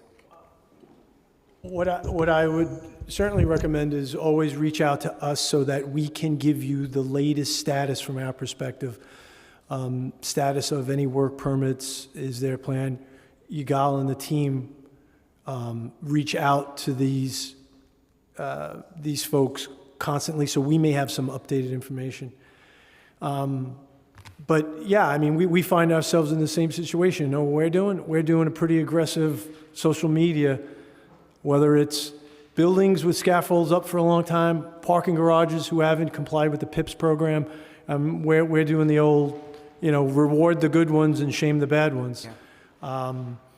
But the only concrete suggestion I have for you is, by all means, touch base with us, and we can give you the latest from our perspective that may inform you on, or provide you with some information that you haven't had. But some folks ignore all of our outreach, and then they get to the worst of the worst, get to meet Rachel and some of the lawyers. So, this is why this is such a frustrating issue. This is why you have to go to the source, which the conversation is about Local Law 11. Let's get the best, most modern, practical, grounded in science rules. This goes to the feel, because I truly believe if it's a good feel, you don't notice it, and it's so that goes to the design, and then the sort of the universe of hardcore. We have to come at them in various ways, including using the courts, and that's what we're trying to do, and be willing, as I mentioned earlier, to expand the universe that is the sort of long-standing. Yeah, we just The Department of Transportation reached out to me last week about a site on Atlantic Avenue where they want to do a safety improvement, and they can't advance it because there's scaffolding up and they haven't been able to figure out how to, track it down. So we'll follow up with you guys on that. We've been trying to just reach the building owner ourselves, but just to give examples of the kind of ways in which this has negative impacts on our communities. I'll just say in closing, because the chair has been more than, as always, very gracious. This is a major quality of life issue for us. And we've long, I think, been aware of the negative impact that scaffolding has on NYCHA campuses and, the lack of sight lines and safety issues. Scaffolding is home to chronic homelessness and street homelessness in New York City. The poor lighting that we experience, the inability for people to feel safe on their community, it depresses economic activity in commercial corridors. It blocks natural light in people's homes. It is immensely frustrating. And when people see scaffolding up for year after year after year, it infuriates them, and I think rightly so. So I'm pleased about this package. Chair, I really appreciate you holding this hearing today. Appreciate all the lead sponsors in helping to drive it forward. I think there's even more that we can do, but appreciate the Department of Building's openness to partnering with us to make We that are happen. always open to hearing new ideas on this and all fronts. Councilmember, let me just say one thing on this issue of sheds and in general, the working relationship between DOB and NYCHA, I think it's at its all-time best. Not saying it's because they're two Staten Islanders at the respective helms, but Lisa Bova Hyatt, wherever she lives, is a superstar and a difficult job, but we are working in part, credit to our Chief of Staff, Jason Rozewski, in working. The second thing I want, you referenced hearing about sheds from constituents when you're at the subway station. Thanks to the crack staff, I now know that there are 493, roughly, sidewalk sheds within the entrance of a subway station / a bus shelter. I think the central staff wanted to ask that question. And lastly, again, that's why this is all important. These bills are critically important. I personally, as a non-subject matter expert, I'm not afraid to say that I'm geeking out big time on the Thornton Tomasetti work. This is the first time ever, right? And it is going to inform us and guide us in a way that has an impact. Thank you very much, Chair. And thank you, Commissioner. Thank you so much, Councilmember Ressler.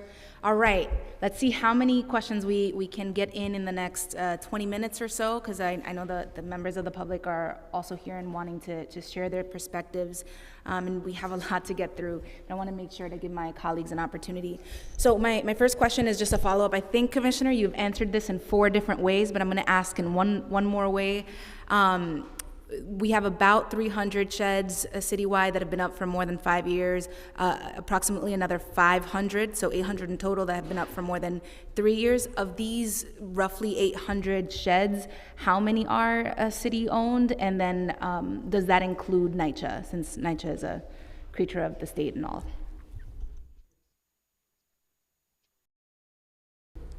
Answer.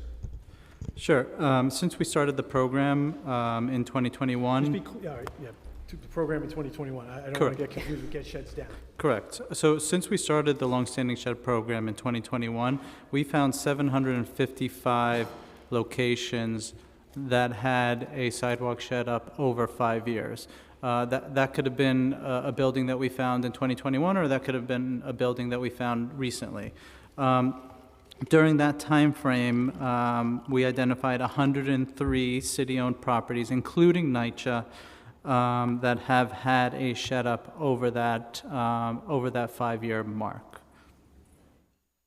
Got it. And if you scale to the 3-year mark, so sheds that have been up for 3 years or more?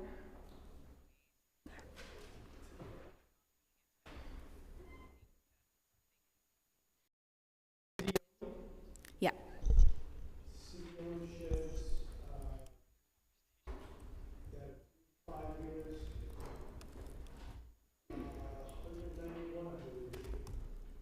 Okay.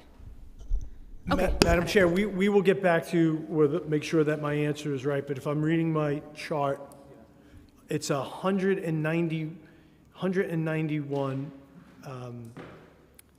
city-owned sheds that are 3 to 5 plus years. Got it. Thank you. Yeah.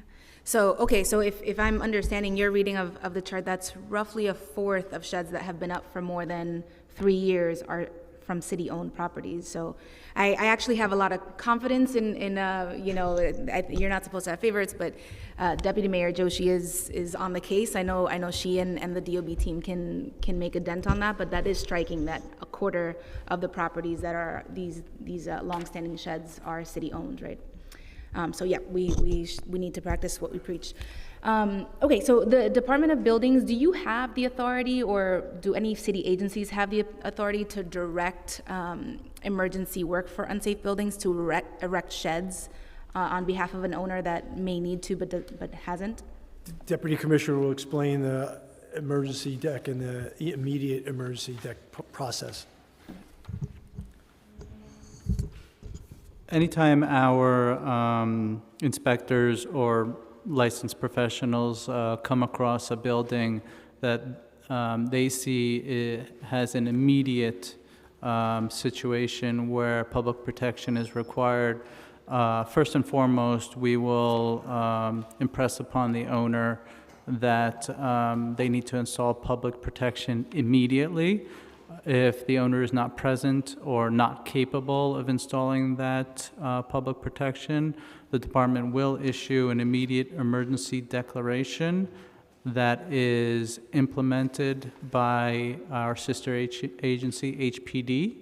HPD will hire a contractor. They have several requirements contracts that are in place, and they can mobilize same day to install public protection. Over the last, since the beginning of 2020, for instance, we have issued over 2,000 immediate emergency declarations for public protection. In those instances, either we've gotten compliance from ownership or from HPD if ownership wasn't willing to comply and had public protection installed. So again, that's only if our enforcement team sees a specific immediate need for public protection. Either something has fallen off a building or it looks imminent that it will fall off a building. Got it, thank you. And the converse, I suppose, does DOB ever take down sheds that maybe are deemed unnecessary? I see Frank shaking his head. In terms of doing work in terms of putting up sheds or taking sheds down, that's not the department's role. The department's role is to identify whether conditions require public protection and then issue those police powers that we have, the emergency declarations or the immediate emergency declarations, to have HPD act on the city's behalf to do that work. In terms of taking sheds down, the department does not have the authority to physically remove sheds, no. Thank you. So 240 longstanding sidewalk sheds have been removed since the beginning of Get Sheds Down, and 25 criminal court summonses have been issued. What have been the results? What do, to the public, what does that mean when criminal summonses are issued, and what results are we seeing? Madam Chair, I think it's only appropriate that Rachel speak to it because she can speak to it with much more specificity than anyone else. Please raise your right hand. Do you affirm to tell the truth, the whole truth, and nothing but the truth before this committee and respond honestly to council member questions? I do. Thank you. Hi, good afternoon at this point. Sorry, Rachel McDonald. That's a great question. It's a broad question. Criminal court summonses are issued where we find that there are jurisdictional avenues to do so, and a number of factors are sort of met. So we have a lot of longstanding sheds. Not all of them are ripe for criminal court summonses. We are actually hampered by the discovery laws that every single DA's office is here too. So discovery requirements, service requirements, all those things must be met within our purview and with our resources. Thank you. Sorry, you caught me by surprise. That does mean that we can only bring certain cases at certain times. However, what it means to the public is we're using the most enforcement capacity that we can, right? We do have a carve-out to bring criminal court summonses with the permission of the law department, so we try to actually bring enforcement cases to show we see seriousness, we see safety. I also use a number of factors, right? Different council members have mentioned in the past, 311 complaints, referrals, those we take seriously. Pedestrian experience, pedestrian safety, actually blocking bus stops. I'm reading those. I count them. I use that for my analysis and actually bring those cases where we think that a punitive response, which criminal court does, right, will actually do some good. There are other cases, and I think Councilperson Brewer mentioned this too, nonprofits, churches. A punitive response for a lack of funds for a church is not necessarily the best reaction. Because in criminal court, all we can do, right, is ask for punishment. A crime has been committed. Right, so in that instance, we're asking for as high as $25,000, a fine added to the already huge costs of facade repair for these large nonprofit buildings.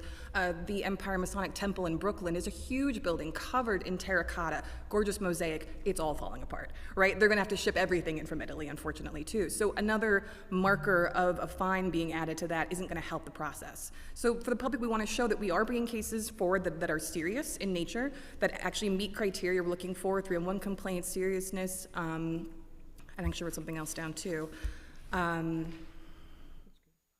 Yeah, there's a number of different factors. Emergency work orders being issued and ignored, right? I actually keep a spreadsheet of the kinds of violations. Actually, you yourself asked the question earlier about shed permits being renewed.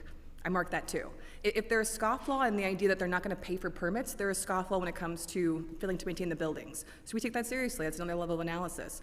Unfortunately, like a criminal court being punitive, you can just go to criminal court as a building owner and not comply, face a fine, and we'll have to sort of restart the process. So it can mean little to the public. I understand that. From the viewpoint of a law and order perspective, if the shed isn't removed at the end of the case, it's seen as a loss. When actually we're showing how much we care about the particular buildings that have safety issues and are, unfortunately, the case of Lenox Hill Hospital, decrepit buildings that are falling apart. They have a building at 1080 Lexington that has just been falling apart, and it's at a huge pedestrian intersection. So hopefully that shed is maintained in great condition, but they pled out their case, right? They'd rather pay $15,000 in fines than fix that building. So we're bringing them where we think they are appropriate. Thank you so much. So you're saying that the result from one of these criminal summonses could be more fines? It's not, we're not seeing people locked up? Let's lock them up. No, I'm kidding. We've never attained a misdemeanor for an individual. More likely than not, at pre-pandemic, again, pre-discovery changes. The discovery changes in the New York State legislature have been huge for what we can and cannot bring in criminal court. An individual is what we used to do, right? Hit a corporate officer as an individual for possibly the corporate ownership, and then also name the corporation. More likely than not, the corporation will take the blame for any kind of maintenance issues and try to absolve any individuals. So that's our normal go-to, is actually naming the corporation itself. But yes, a fine is usually the end of the equation. Great. Thank you so much. That's helpful to understand.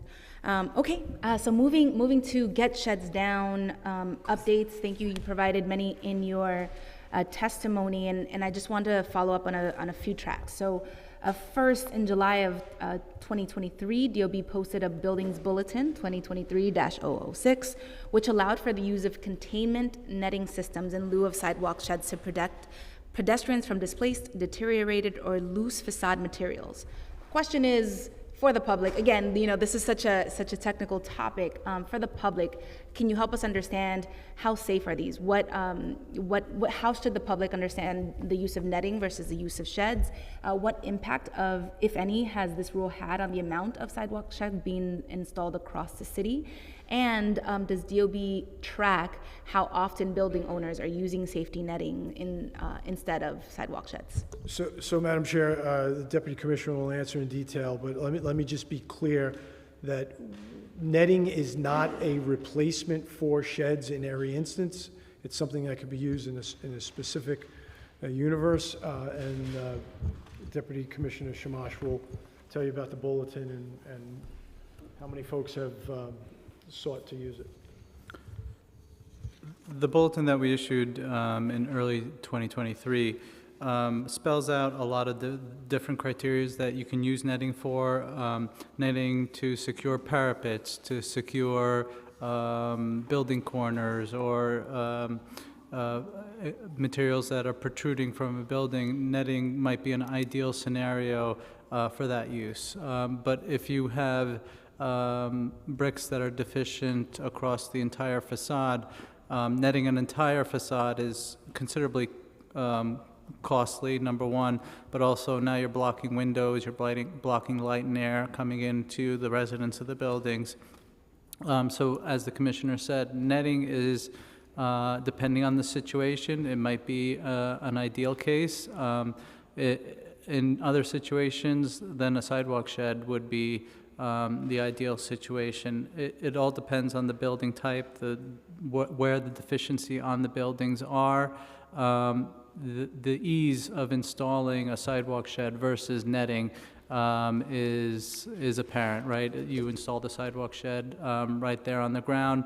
Netting, you have to physically get up to the location and net the location specifically. In terms of the safety of netting, we have outlined in the bulletin exactly how to file and permit the netting application.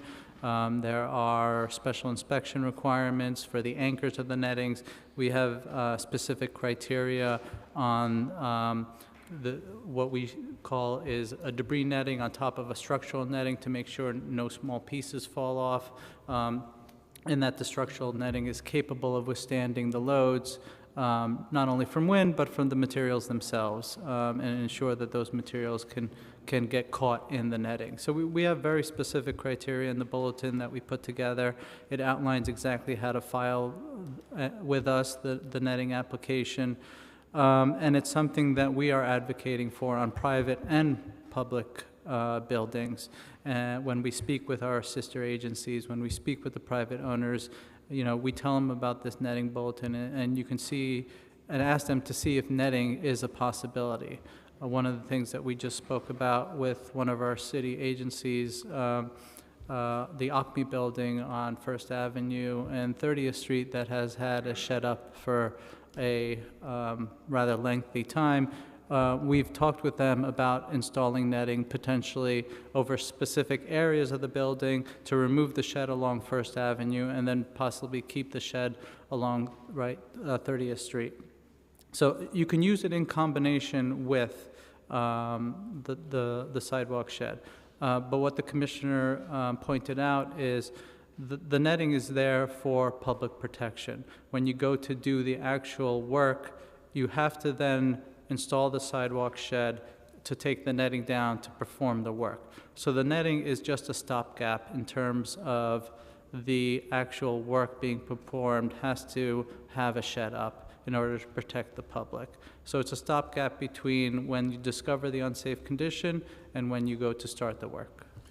Madam Chair, the only other thing I would add is just a reminder that in the design RFP, the 6 designs that are coming back, 2 are above street level. So we'll see exactly what that looks like, exactly what that entails.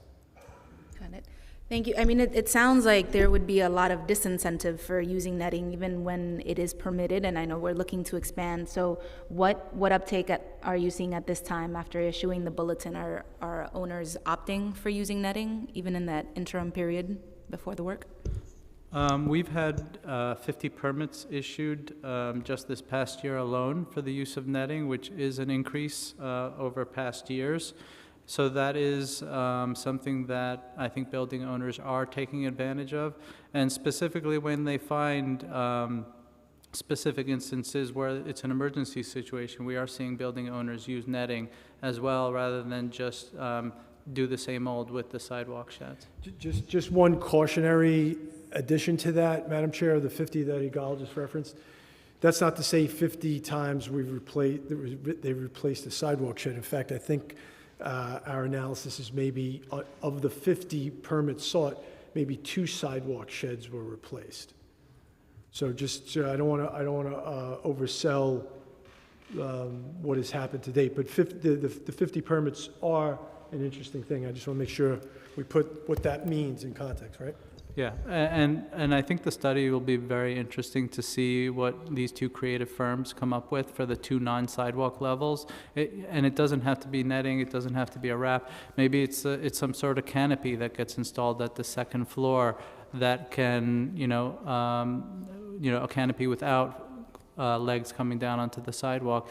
That is a form of public protection that you can hang off the roof of the building, right? So all these things are creative ideas that these two firms, and they're really great firms with a lot of creative ideas, that we're expecting to come out of this, and we're excited about it.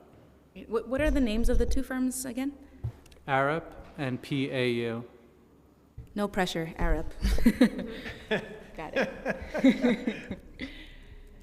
No, there's just so much excitement about how this can all go differently. Okay, and I think you said this in your testimony, but the timeline for the work of these two firms, there's going to be interim reports, but by the summer of 2025, we should have the results? Yeah, it's each of the RFPs has a 12-month deliverable. The work, interestingly enough, the work on the local law 11 started sooner, even though we worked on the RFP later.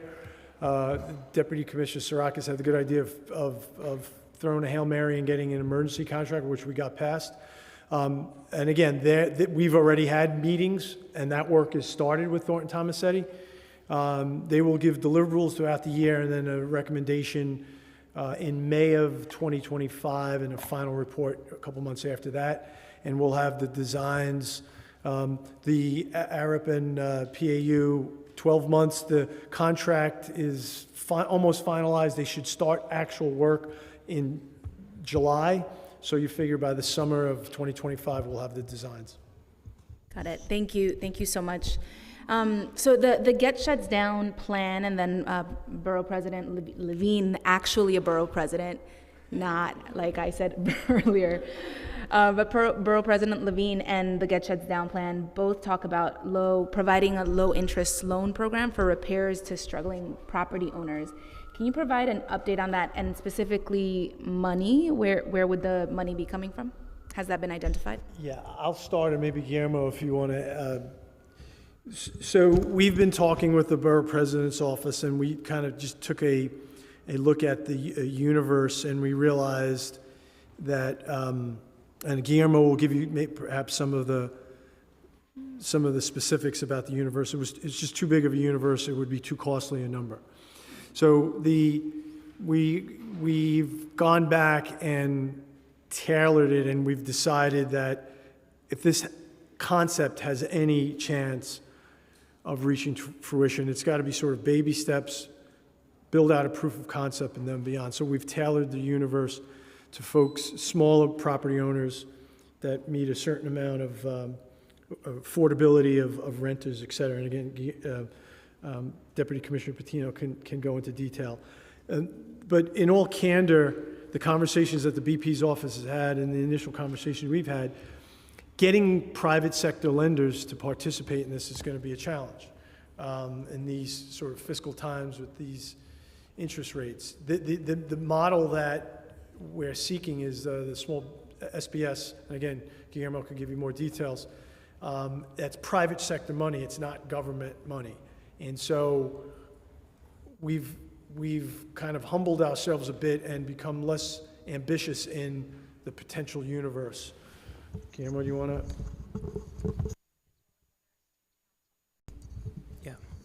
I don't have much more to add, but I will say one of the challenges that we ran into early on as we were thinking through this program is the cost of facade repairs.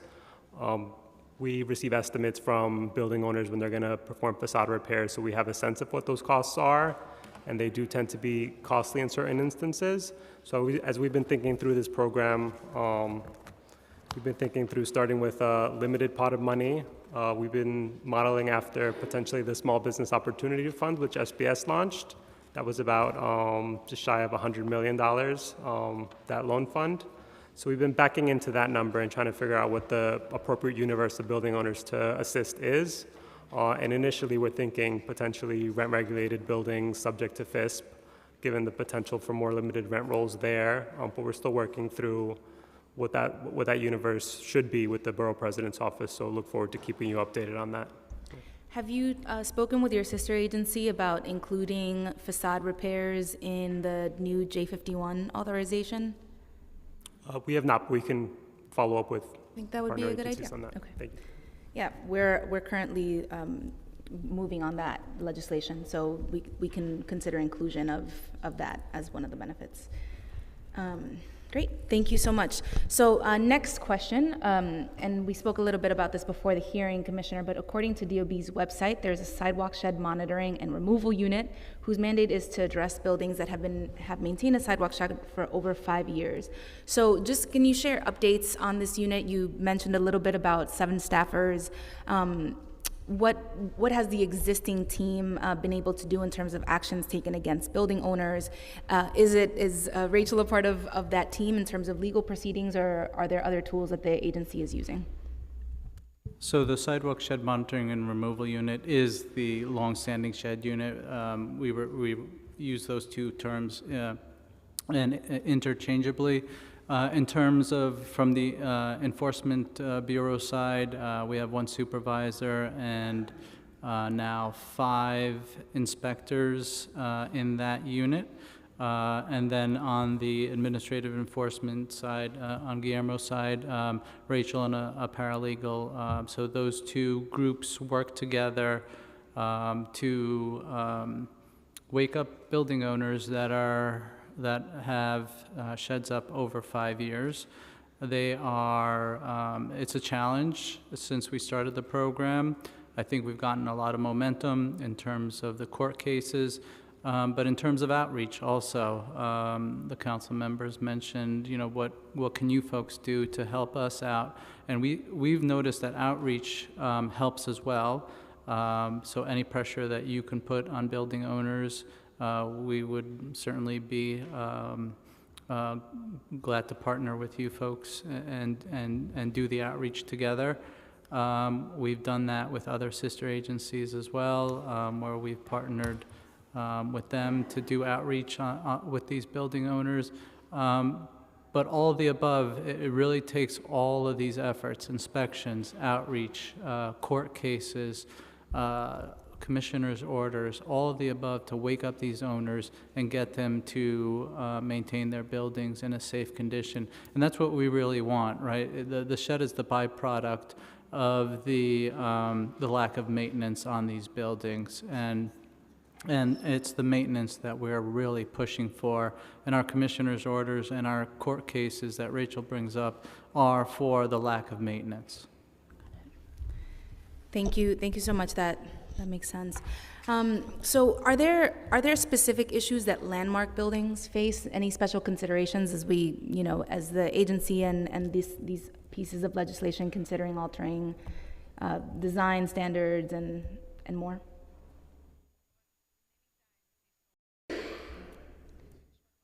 One of the specific challenges with landmark buildings specifically is, and I think Commissioner Brewer mentioned earlier, is, especially in her district, the Upper West Side, is the specific I'm material. sorry, you just called her Commissioner Brewer, so you're in my club now. Council member, sorry. She has so many titles, why not Commissioner? No offense. Specifically the use of and the replacement of terracotta, and on the Upper West Side, that's the use of terracotta is prevalent on those historic buildings. There are very few manufacturers of terracotta in the United States, and the lead time for those materials tends to be significant. We hear anything from 12 to 18 months lead time for those specific materials. So there are specific challenges with procuring historic materials. Terracotta is just one of them, but stone is definitely a second material that is sometimes difficult to source. But they have their unique challenges, and those building owners need to plan for that and really schedule out these repairs, not months in advance, but years in advance to procure the necessary materials for those buildings. Madam Chair, I brought with me today an email from April, in anticipation of former borough president, former council member, now council member, maybe now Commissioner Brewer. And again, these are numbers from April, so they might be a little bit dated, but they're interesting, I think, in terms of landmarks. So this is from Mark Wallenberg on our team, who's data guru. Average shed age at a landmark building, average shed age at a non-landmark building at the time was 475. This is at a landmark building, 584, 23% longer. Sheds up due to local law 11 work at a non-landmark, 578. At a landmark, 631, so 9% longer. And then for Councilmember Brew, I was citywide average 494, Upper West Side 576, West Side around 76th Street 728, and the West End entirety 683. So there's a particular, and we referenced it earlier that Yigal just mentioned with that thing that bubbled up. I think it was perhaps a New York Post story about this whole block was consumed with sheds. It's landmarked, and it was a particular type of stone that added to some of the delays in the underlying work. Yeah, no, thank you. That's a lot of sheds on the Upper West Side. Okay, and so you're saying that in terms of landmark properties, it's the materials, it's the uniqueness of their construction that is driving these delays. Yeah. Okay. Thank you. That's correct. Yep. That's correct, Karen. Thank you. So in connection to Intro 369 and drones, is it the department's opinion that NYPD is the appropriate place to be considering a permit to be used for inspection of a facade? NYPD should have that jurisdiction, that shouldn't live within the Department of Buildings? Well, just to be clear, so the change that happened with the use of drones was establishing a process to go through NYPD to get a permit to use a drone for any reason. For everything.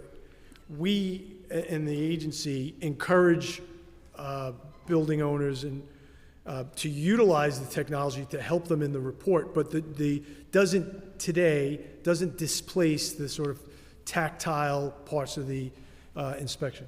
You want to detail that? We definitely think technology, and not just drones, right? So there's a lot of other technologies out there, a lot of different types of imaging equipment that could be used to help with the inspection of an exterior wall. And it's a tool in the toolbox. All technology, if used appropriately, is a tool in the toolbox that the QEs can use to help in their inspection. And the industry agrees with us. It does not replace a person being on a building and doing that hands-on inspection. And maybe it shows a bit of how much of a nerd I am, but in my free time, I read, industry magazines and documentaries, and I saw for bridge inspections, they're using drones extensively to do those inspections. But again, it's just a tool in a toolbox that the inspectors can use. The replacement of a person being on a building and sounding the materials and really having a hands-on, up-close evaluation of those materials cannot be replaced with technology yet. Madam Chair, obviously there's technology today, drones and otherwise, that didn't exist in 1998 for Local Law 11, didn't exist in 1980 for Local Law 10. And again, forgive me for sounding like a broken record. Again, it's why we're so excited about the work being done by Thornton Tomasetti, because they're looking at drones and other technology in various ways and how that can be reflected in potential changes to Local Law 11 and our FIST program. Thank you. Yeah, times are changing. We are also hearing the electrical code today. Been waiting to do this all day. Thank you, Deputy Commissioner.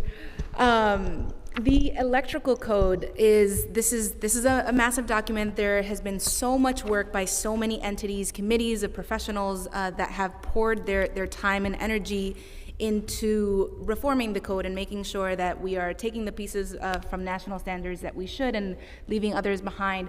So just for the benefit of the public and the record, can you just remind us, how often does DOB implement or update the electrical code? What is the process of updating the electrical code?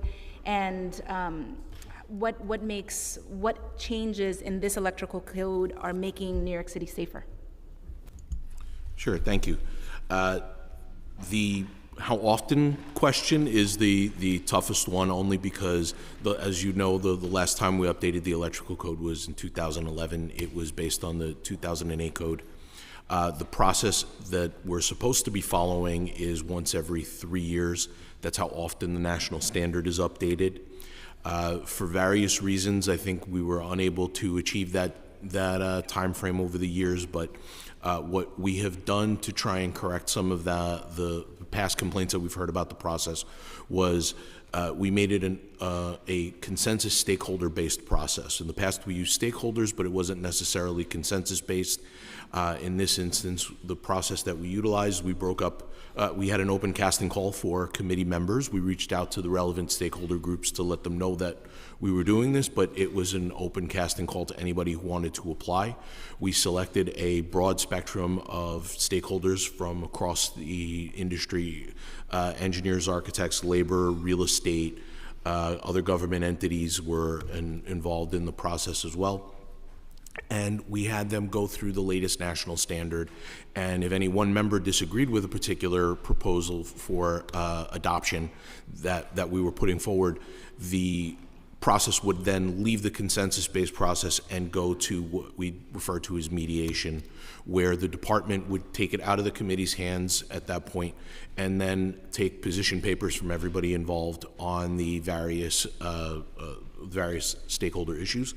The mediation items, when you total up the entirety of that bill, the mediation items, total up to a short memo of items. So that's really a testament to how hard I think the committee at large worked, and I think this is something that we have to be quite thankful for, that in the city of New York we have all of these stakeholders who are willing to donate their time and energy and expertise to make sure that we have the best standards, and that on top of that, they all came to consensus on the vast majority of these issues. So we only had a few items that went to mediation. The department then issued a mediation paper describing how and where we landed. And most of the time we look to land where the national standards go. This is where we are adopting, again, codes from either the International Code Council, the National Fire Protection Association. This code in particular, the National Electric Code, is an NFPA document. And in this particular instance, another reason why it took us so long is we were moving the electric code from Title 27 to Title 28.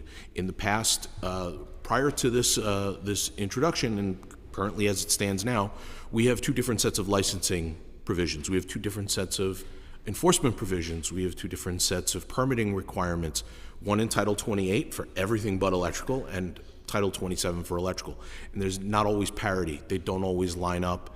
We have to constantly remind people that, certain systems rely on both standards. So, we're constantly dealing with things like energy storage systems that bridge the gap between both electrical system and building code requirements. And where do they get permitted? How do they get permitted?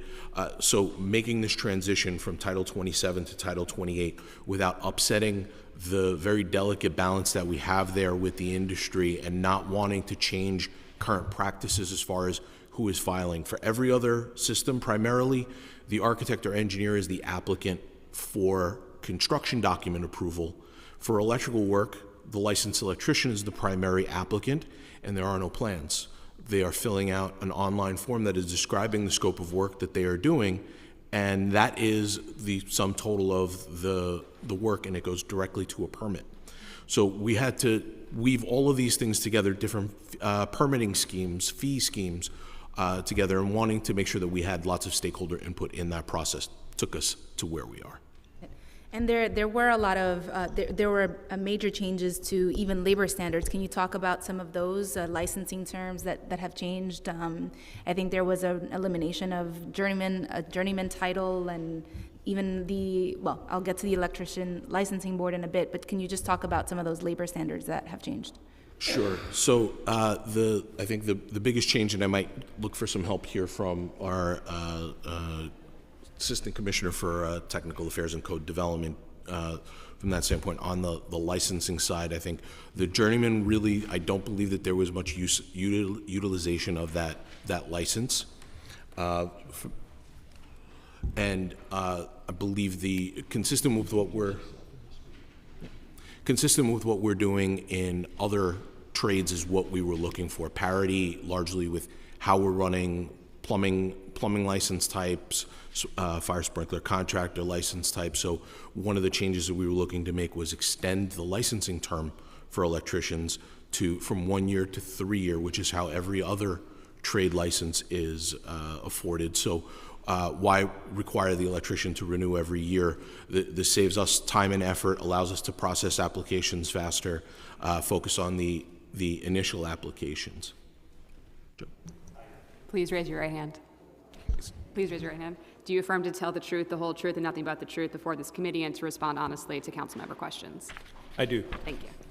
My name's Joe Ackroyd. I'm the Assistant Commissioner for Technical Affairs and Co-Development, and I think Gus hit the major points as far as the changes related to labor. I guess I would add, with regard to licensing, we're now going to allow a licensed master electrician's license to be issued to someone who's of the age of 18 as opposed to 21. That was a change. And just racking my brain to think of anything else that's really significant. We're really trying to, as Gus mentioned, to align the electrical licensing provisions with those for other trades. So that's one of the main goals of transferring the administrative provisions from Title 27 to Title 28. Thank you. That's helpful to understand. So why was the electrician license board removed in this code update? Again, that's consistent with what we're looking to do with what we have done with the plumbing licensing board.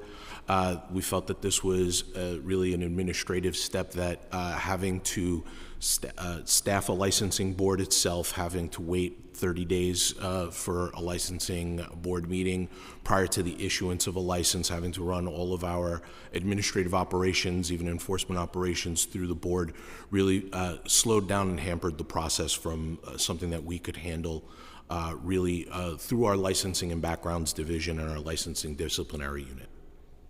Thank you.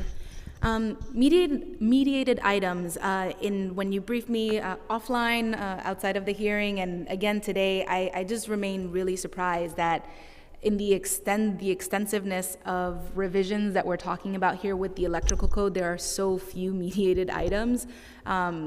I wonder if the public testimony is going to line up with that in a bit.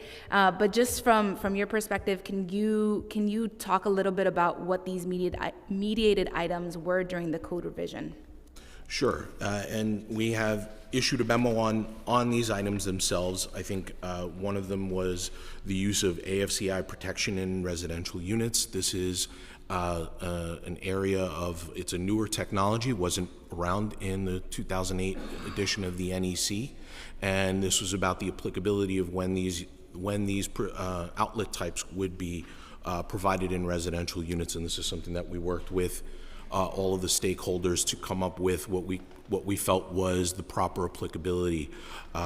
This is to prevent arc fault interruption here, right, Joe? And just for all of us lay people out there, that's when outlets have the little buttons. Yes. Right. Okay. Correct. And there's different ones there is now a new type of this device for use in areas where you're susceptible to an arc fault as opposed to a ground fault. And this is something that we worked through with our stakeholders. We think we came up with a reasonable solution as to where to mandate the applicability of these types of outlets that really fit everyone. And we do deviate here from the national standards, I believe, a little bit.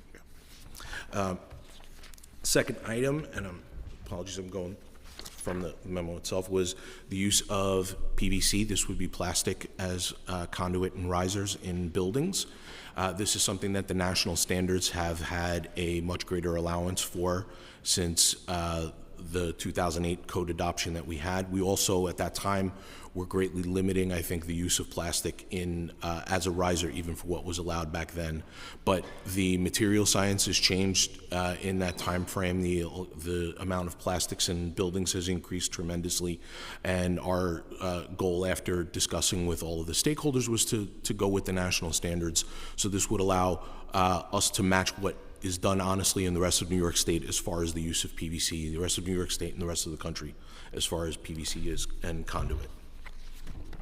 And regarding using PVC and risers, does the amount of hazard or the potential hazard, does it change based on the building size? I would say in general, yes, there is always an increase, but the idea is still the concern would be a fire in one location spreading to another location. So obviously the number of people, we make greater allowances in general for 1 and 2 family homes that we do for, let's say, a multifamily building. But I think in this instance, there's sufficient protections in place that would make what we're adopting here safe and adoptable. If I can add just a little bit more on the height of buildings, the code is going to require where you are more than 3 stories in height that the PVC be within fire protected enclosures. So that gives some level of comfort. Previously, the electric code kind of made it a distinction between residential and non-residential buildings, and that's no longer going to be the case. And overall, we have greater mandates for sprinklering of buildings, fire alarm protection, things of that nature as buildings get larger. Thank you. And the issue with PVC, the material is the fumes that they emit, correct? That's one of the concerns in and of itself, but I think that have been raised. I think the concern in general would be more about the integrity of the wiring and the openings that it would leave more so from that standpoint. Thank you. Microphone. Thanks so much. There's a couple more, right? Pre-manufactured wiring systems? Yeah, so this, I'll throw it more to Joe, but the idea here is that this is systems that are largely pre-wired and less, for more of a layman term, more plug and play, but the idea is they are still more complex than your average electrical appliance, and they are component of a building system in and of itself. This is something that, again, was not available in 2008, but is being recognized now through the national standards. Can you give an example of what some of these things might be? Sure.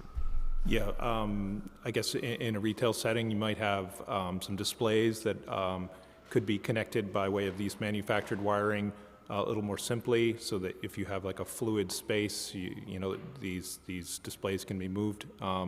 Another example might be the furniture that we have in offices now that have a lot of the electrified aspects of it.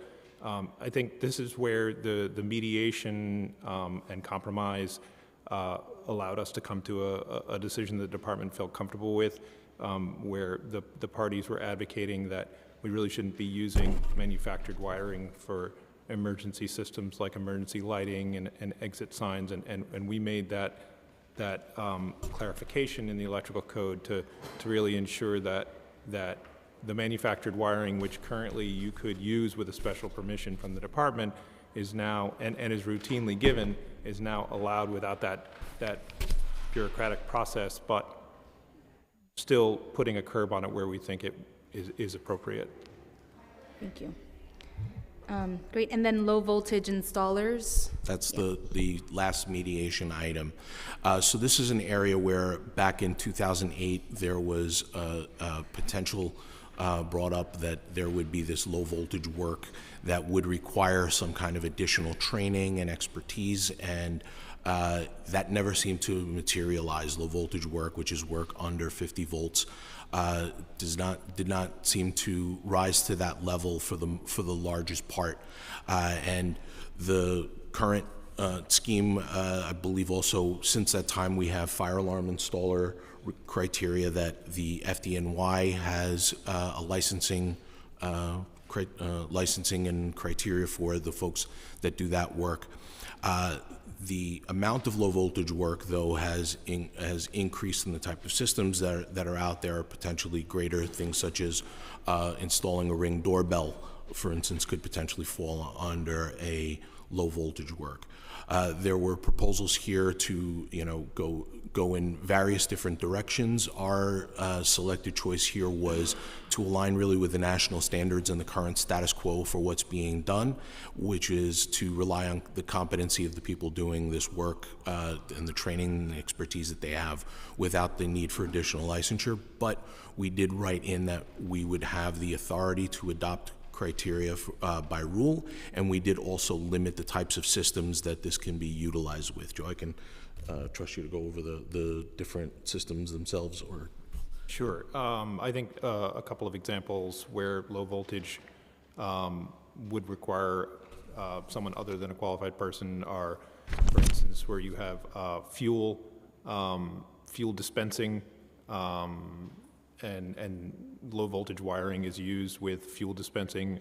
There are intrinsically safe areas where you have the potential for explosive gases to accumulate, such as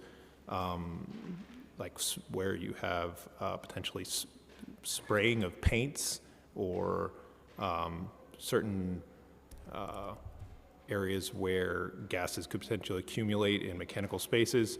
Those areas where there is that explosion hazard is kind of carved out as not necessarily being permitted to be performed without a permit by a qualified person. Thank you. And also life safety systems. Yeah, that's right. Life safety systems such as the fire alarm wiring, and I think offhand I don't know what the other life safety, maybe sprinkler related potentially wiring, emergency. Yeah. So, and again, this is a question for those of us following along at home. So something like the installation of a smart light switch or something like that, with this new code, with these code revisions, would that be requiring a certain kind of professional to install? I mean, where the wiring is actually being connected to the regular voltage, then a licensed master electrician would be required. But for the low voltage portions of it, that would not be the case. Excellent. Okay. Thank you. Were there any other disagreements that maybe did not rise to the level of mediation, but may come up in the aging process or the finalization process of the updates?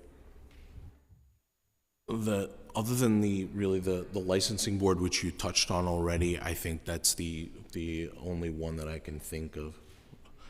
There are changes in fees that would be coming along with this. There was previously a $5,000 cap that was identified in the previous electrical code. That cap is being removed, and consistent with other permits, electrical permits will now also expire within 1 year and require an annual renewal. Previously, electrical permits did not expire. Those weren't necessarily disagreements, just changes from current status quo practice, I think, that came up. Trying to think if there's any other items. Nothing that rose to the level of mediation. We take the mediation process very seriously from that standpoint when we present something as with consensus. I mean, we have, for the construction codes revision cycle, it's typically 400 or so stakeholders. Overall, how many in this particular code committee, Joe? I don't have that. Okay. But the idea is there are hundreds of people that we are accountable to from the standpoint of if we got consensus. There was a question that did come to us as far as there was an intention to change who can file something called special installations. There is no intention to change who can file special installations. That we don't see, did not come up as an issue until recently somebody asked the question. We're looking at the bill itself just to see if there's anything that we would need to clean up in potentially an A bill, as far as just to make sure that intention is not lost in what was drafted. Okay. Thank you. And my last question on the electrical code and for this hearing for now is how do these changes to the electrical code help the city's electrification efforts, right? We're trying to lower our city's emissions, encourage the installation of heat pumps, other more electrically based HVAC systems, and having people install electric stoves, use electric vehicles, all of which are very high voltage uses. They have very high electrical requirements. So how do these changes help New Yorkers to electrify, and how are these changes keeping us safe? Yeah, so I think the first and foremost would be keeping up with the national standards. Technology is advancing, the usage of this technology is advancing, and we need to have codes and regulations that recognize the new technology along with the safety features that are necessary for those installations. Systems like energy storage systems, battery systems are recognized. This is also going to recognize, I think, electric vehicle charging stations and how to install them, including the latest features for the Type 3 charging stations, which I believe is what is the greatest in demand right now. It will help us keep pace, and then also combine this with the City Council's past work on emissions limits. New building construction is going up that is not allowed to use other forms of heating and electric heating and cooking. From that standpoint, would need to follow the latest standards here.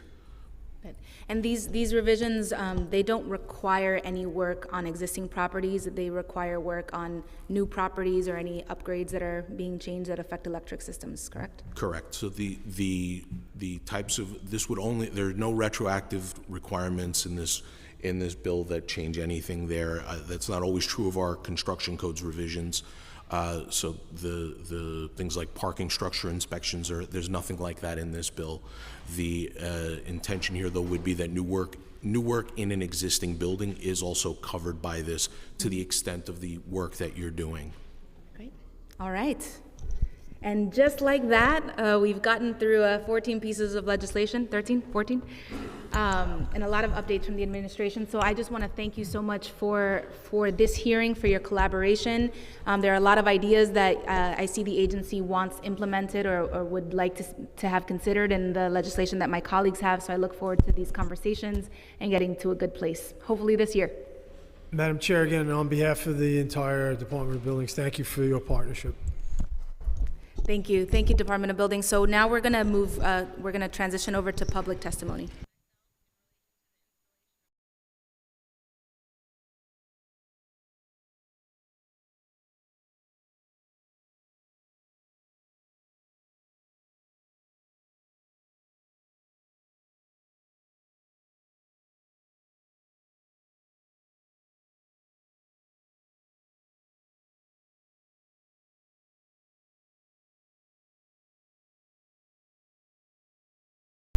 We're going to take just a 3-minute recess for those of us who need bio breaks or other, and we will resume right after.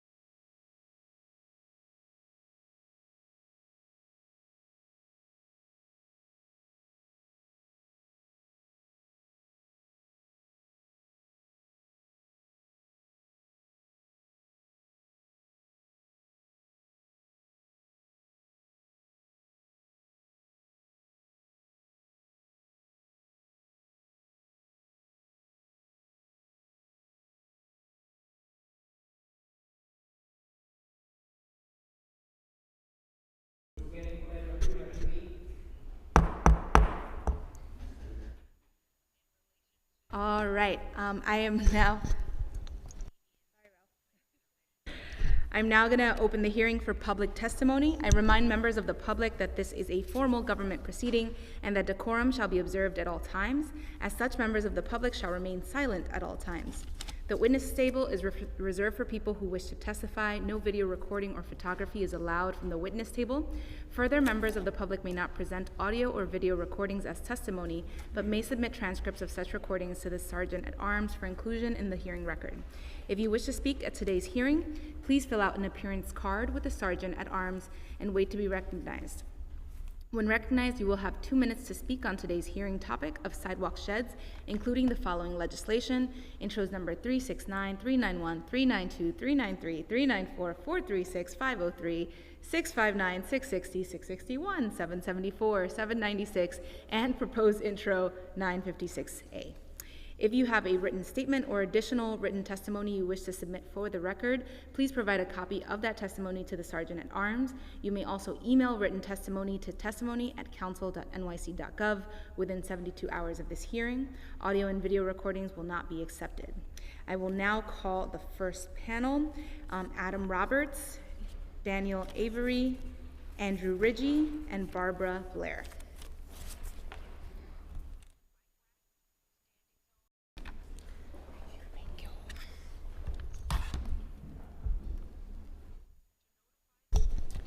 Whoever is ready first may begin. Good morning, Chair Sanchez. Good afternoon. I wrote that yesterday in a moment of optimism. My name is Daniel Avery. I'm the Director of Policy at REBNY. I thank you for this opportunity to testify today.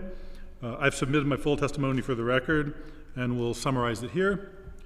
We share with the Mayor, the Department of Buildings, many council members, the belief that there are too many sidewalk sheds in the city, that many are up for too long, and there is plenty of room to improve their aesthetics and design. We also understand that these structures play a vital role in protecting the public from hazards related to building, construction, and repair, and so reforms to sidewalk shed deployment and uses must not compromise that safety. Therefore, in general, we support with conditions legislation that allows for alternatives to sheds where appropriate, such as netting or using drones to help with local law 11 inspections, legislation that encourages faster removal of sidewalk sheds as long as the owners have the ability to demonstrate that sheds may need to be in place longer, and as long as safety is preserved, and legislation that improves sidewalk shed usability and safety, such as adding more lighting. Collectively, this support or conditional support would include intros 361, 369, 391, 393, 394, 503, and 660.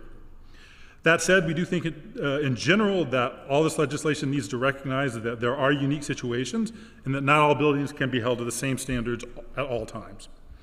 At the same time, we do not support legislation that we feel unduly shifts work to DOB, as they have more than enough to do now with limited staff and budget. That would include intros 774 and 796. We would also like to commend DOB for making it to the finish line on the electrical code. Code updates go through a painstaking consensus building process with a wide range of stakeholders, including REBNY, participating. We would ask the council to respect the integrity of that process and only correct any technical mistakes identified without altering the substance of the new code. Thank you once again for the opportunity to testimony. I'm happy to answer questions. Thank you. Thank you for holding this hearing today. I am Adam Roberts, Policy Director for the Community Housing Improvement Program, also known as CHIP. We represent New York's housing providers, including apartment building owners and managers. Our members operate rent-stabilized housing, which contains 1 million units of housing in New York City, making up 40% of its rental housing and the vast majority of its affordable housing. We appreciate that the Council is considering fixing outdated policies around sheds and facade inspections. Intro 391 is particularly beneficial. By removing burdensome design requirements for sheds, it allows buildings to have more attractive sheds that benefit residential and commercial tenants. We do have concerns with Intro 661, which would fine owners who do not apply for a work permit within 6 months. Facade work is dangerous and labor-intensive, requiring months of soliciting bids and creating designs before applying for a permit. This bill would incentivize the flooding of DOB with rushed permit applications to avoid fines. Looking more holistically, we want to be explicit with the council that these bills will do little, if anything, to actually reduce the amount of sheds and facade inspections occurring in the city. The only way to actually reduce them is to reform Local Law 11.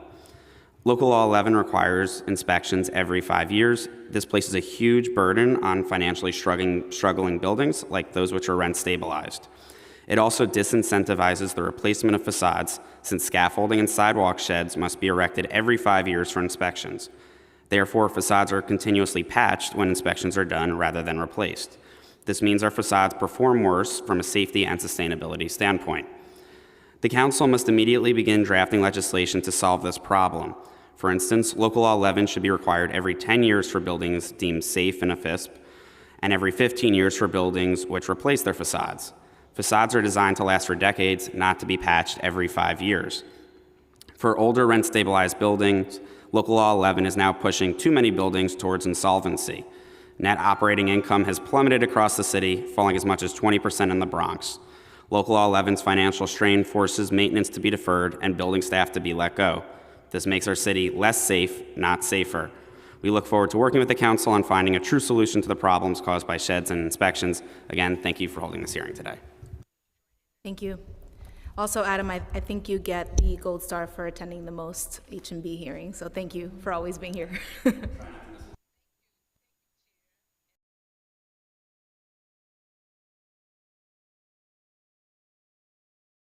I think your mic is off. I'm Barbara Blair, the president of the Garment District Alliance, a bid in Midtown Manhattan's West Side. Thank you, Chair Sanchez and members of the committee, for this opportunity to voice my support specifically for Intro 391, 393, 394, 659, 660, 661, and generally for the others. For many years, the Garment District has been urging DOB and our elected officials to address the deplorable design of current sidewalk sheds and the seemingly impossibility of getting sheds down that have been up for egregious lengths of time. DOB started this work in 2009 with a design competition. The product of that work was the Urban Umbrella. Although the design was dramatically better, apparently the cost to property owners was prohibitive. The Garment District strongly supports a new design that allows for mesh netting, requires a ceiling height of at least 12 feet, eliminates crossbar bracing bars, dramatically improves shed lighting, and eliminates allowing sheds to be erected to avoid litigation in the event of facade instability, rather than creates a process wherein the work is done by the city with a lien placed on the building for the work, or some other mechanism that disallows sheds to be up for an egregious length of time. With over 12,000 feet of sidewalk sheds in our district, in addition to the blighted optics of the neighborhood, they're also a magnet for individuals in deplorable human condition who take refuge under them, creating an ominous situation. I thank Council Members Power and Botcher for turning their attention to this matter, and to our other council members that took up the topic. Excellent. Thank you. Thank you so much. I just want to ask on sidewalk sheds in particular, as we are seeing the results from the studies that DOB has commissioned on Local Law 11, as well as on the design standards. I'd love to have your feedback in real time as we have that information, because the council is going to be required to legislate at least some of the changes that come out of the recommendations from those reports. I'm sure my colleague from Rebney knows far more about this than I, but two things that came up here today, including from Councilmember Brewer, was the idea that the inspections have a much longer period of time between inspections. 10 years was mentioned by the council member, by my colleague from CHIPS. I don't know if Rebney made a recommendation, but also I concur with so much of what was said today, that the problem is Local Law 11. I mean, in addition to just the design and the social conditions that have been created, but certainly Local Law 11 needs to be revisited. Yeah. The sheds our current sheds are just awful looking. I would just add, I have had conversations with DOB about the Local Law 11 study, primarily to make sure that industry was going to have proper feedback going through the process and not just wind up with a final product that we had to, sign off on or not. So, and they have assured us that we will be, that stakeholders will be involved throughout the process. So we will be following it closely, and we'll be happy to work with you on anything that comes out of it. Excellent. Thank you. Thank you so much for attending and staying and testifying. Appreciate it. Next up, I believe Andrew Ridgey had to go, and he will be submitting testimony. I'd now like to call up Kevin Elkins, who I believe had to go and will be submitting testimony. Jim Quent and I will repeat the name. Kevin Elkins, who had to go. Jim Quent, who's walking up to the dais, and Ken Butner. Butner, okay, Ken Butner, thank you.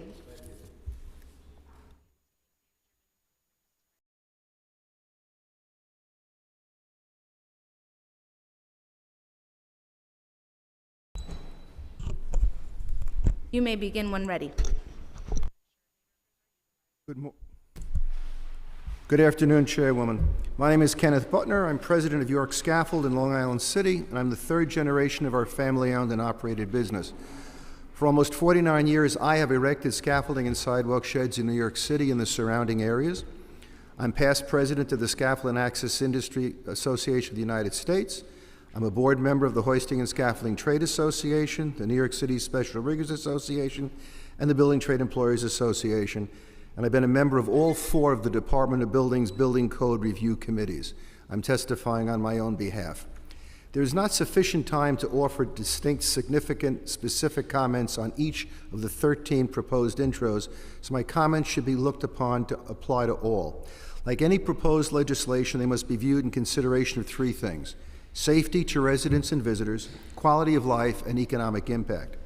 Regarding safety to residents and visitors, no sidewalk shed should remain in place any longer than is absolutely necessary for the completion of the work to be done on a property. All encouragement and assistance to perform work quickly is to be applauded. However, please keep in mind that the permit holder for a sidewalk shed is usually a specialty scaffold contractor who has nothing to do with the actual facade work. Any penalties for delayed facade work should be directed to the property owner and not the sidewalk shed permit holder. Execution of the actual work is totally the responsibility of the property owner, who is in total control. Quality of life. Lighting. Sidewalk sheds should be of uniform light, color, and intensity throughout. Varying lighting is a logistical nightmare to install and is visually confusing. Vehicular impact. On occasion, a vehicular accident spills onto a sidewalk and strikes a sidewalk shed.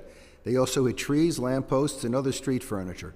And placement of protective jersey barriers that would require the closure of miles in traffic and parking lanes and are a disproportionate response to the rare hitting of a sidewalk shed.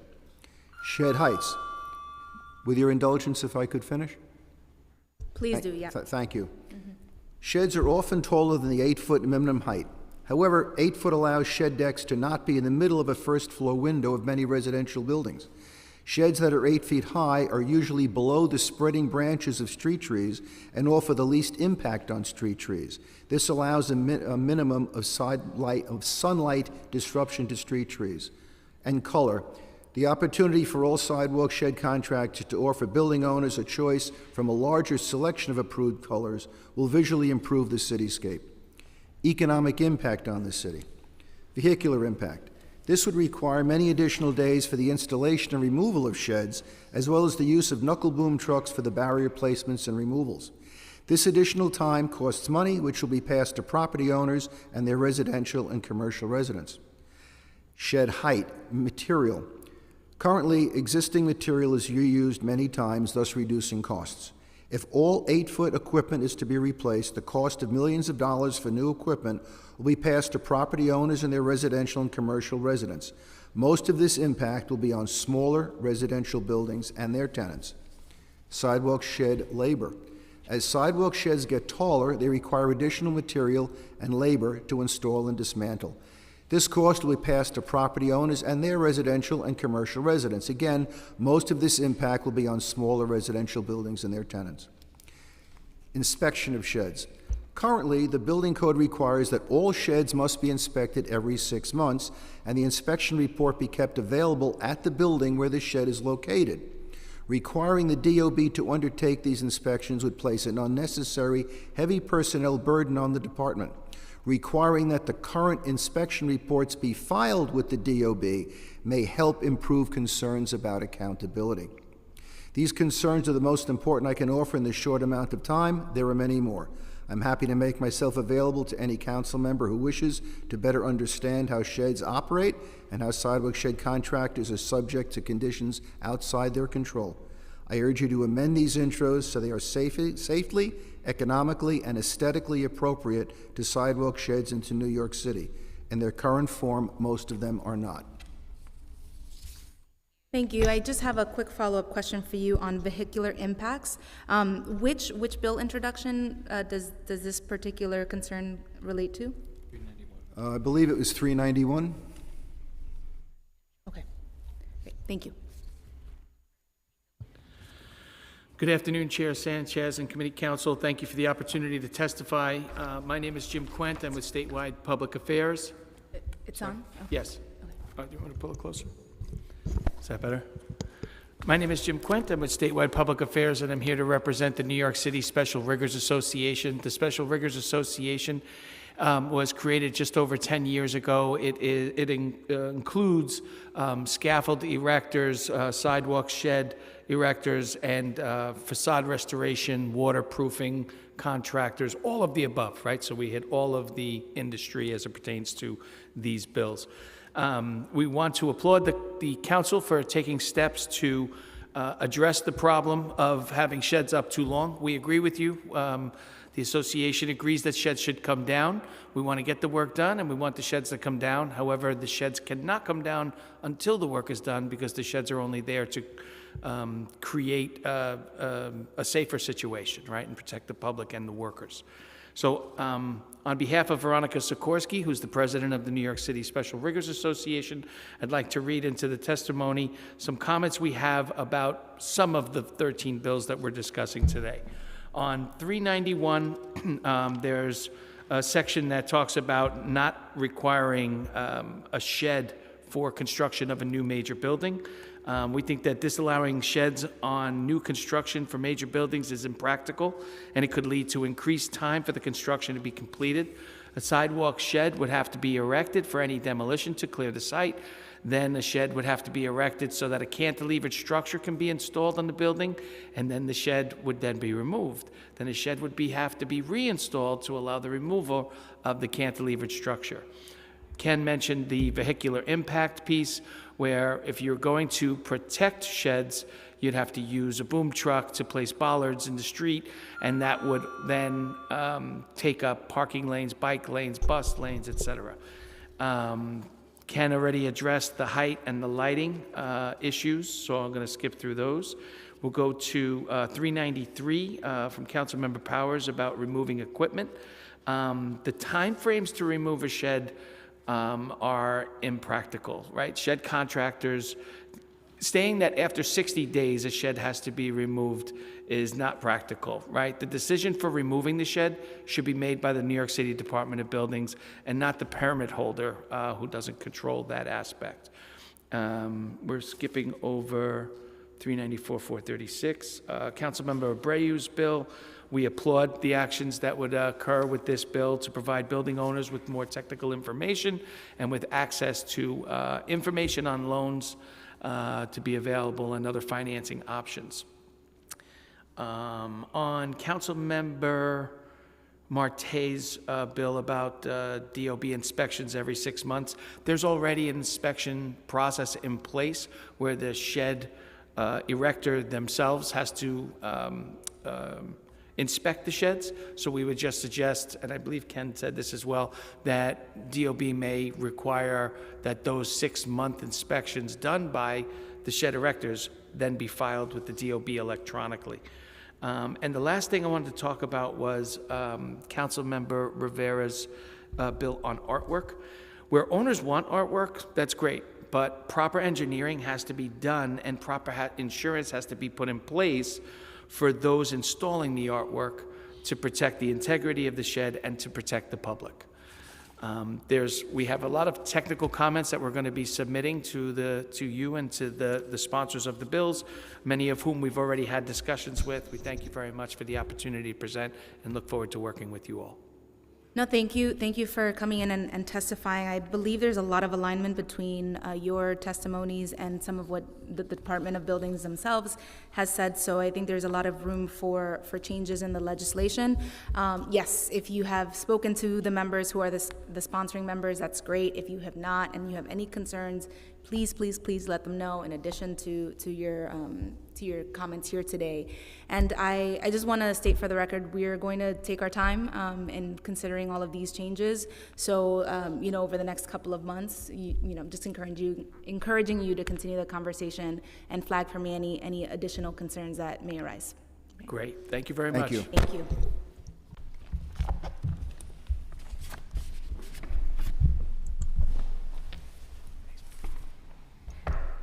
Next up, I'd like to call Daniel Alam and Mark Levine. Borough President Mark Levine.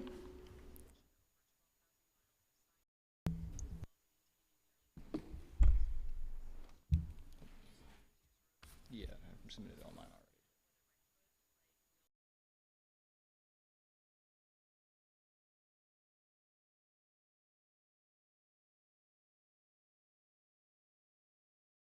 Good morning, Chair Sanchez and members of the Committee on Housing and Building. My name is Daniel Alam. I'm a senior policy. There we go. Good morning, Chair Sanchez and members of the Committee on Housing and Building. My name is Daniel Alam. I'm a senior policy analyst with the Borough President's Office, and I'm testifying on behalf of Borough President Mark Levine today. Thank you for the opportunity to testify at today's hearing, tackling the longstanding issues sidewalk sheds pose in our neighborhoods. I am proud to partner with Council Members Powers, Abreu, and Bottcher on intros 391, 392, 393, 394, 503, 659, and 660. A package of bills that expedites facade repair, changes the design of sidewalk sheds, and limits their impact on quality of life. In my time as an elected official, no issue has unified all New Yorkers quite like scaffolding reform. According to the Department of Buildings, there are 8,957 active sheds in New York City, over 4,000 of which are in my borough of Manhattan. On average, these structures stay in place for 490 days. End to end, these total 2,044,426 linear feet, which is more than enough to create a covered walkway from these chambers to Toronto. Sidewalk sheds are essential to protect New Yorkers from unsafe building facades, falling debris, or equipment. But far too often, exceptionally long periods of time pass without any facade work being completed due to the lack of available materials, disputes with neighbors, issues with permitting, the cost of doing the repairs overall, and more. Meanwhile, these sheds clog sidewalks, negatively impacting accessibility and the quality of life, while fundamentally changing the aesthetic of our neighborhoods and hurting small businesses and tenants. As a result, 279 sheds up to date have been up for over 5 years. Some have been up for a decade or even 2. This is unacceptable. Long-standing sheds create bottlenecks for pedestrians, making our neighborhoods less walkable and less livable, limiting accessibility by blocking access to curb cuts or pushing the walkway into the street and impacting the flow of traffic. Their dimly lit walkways, cluttered with trash and other debris, leave many New Yorkers feeling unsafe. Small businesses underneath scaffolding suffer from decreased visibility and foot traffic, which puts businesses at risk of closing. In spring 2023, my office released a series of recommendations to address the root causes of long-standing sidewalk sheds. We proposed strategies for facilitating faster facade repair work, ways to reduce delays in permitting, methods to hold building owners doing the wrong thing accountable, updates to Local Law 11, and more. This far-reaching, comprehensive approach was needed because no single fix was going to solve our sidewalk shed problem. This package makes clear that the Council understands the need for comprehensive reform, and I applaud you for it. Each bill addresses a key part of the problem, from changing Local Law 11 to proposing design changes that are needed for the sheds themselves, like allowing for different colors, more lighting, and higher ceilings. Let's get them passed. The Department of Buildings has also been hard at work, and I'm enormously grateful for their efforts and for the leadership of Commissioner Otto. They are taking steps to re-examine Local Law 11, step up enforcement, and examine building standards. But we must continue the work on right-sizing local laws and regulations that at this point have gotten out of control. Look no further than city-owned buildings to see that we have a serious problem. I am proud to work with the sponsors of this legislative package and look forward to reducing the barriers preventing efficient and effective facade repair and achieving meaningful reform to Local Law 11 and what sidewalk sheds should look like.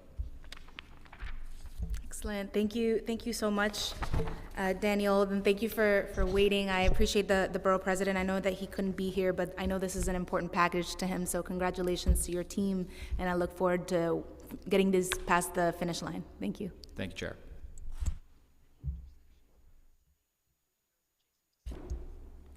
I'd now like to call Trina Samorile. Apologies if I'm mispronouncing that. Trina?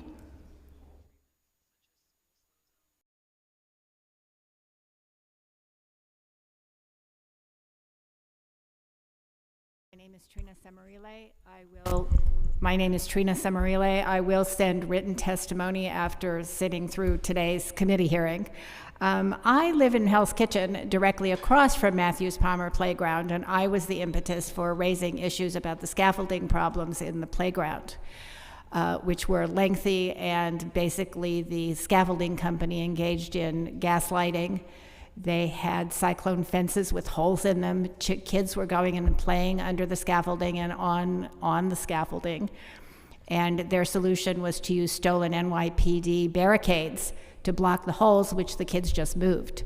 When I called the buildings department, because the building next door, which is directly next to my apartment, was putting up scaffolding in an unsafe manner, I was told that they wouldn't come out because the building owner, because it was a small building, didn't need to have a permit. This is unacceptable. Building permits need to be gotten by everybody for any form of scaffolding before they put the scaffolding up, not afterwards. If you want to come out and inspect afterwards, great. If I call up and say that the people who are putting up the scaffolding are working in an unsafe manner for their safety, somebody needs to come out and inspect immediately, not tell me they'll show up in a week or two when the scaffolding is already up. There are ongoing problems on my block with scaffolding and work being done on the brick faces, where brick dust is spreading down the block. One of the buildings on my block put up scaffolding, and to do so, they cut down a tree. And it was a fairly young tree, and we now have a stump on the ground. So these are ongoing problems. And frankly, I have no sympathy with building owners whining about how they can't afford to do the work. The conditions of these buildings are such because for decades, the city of New York has ignored requiring owners to maintain their buildings. If you want to conclude.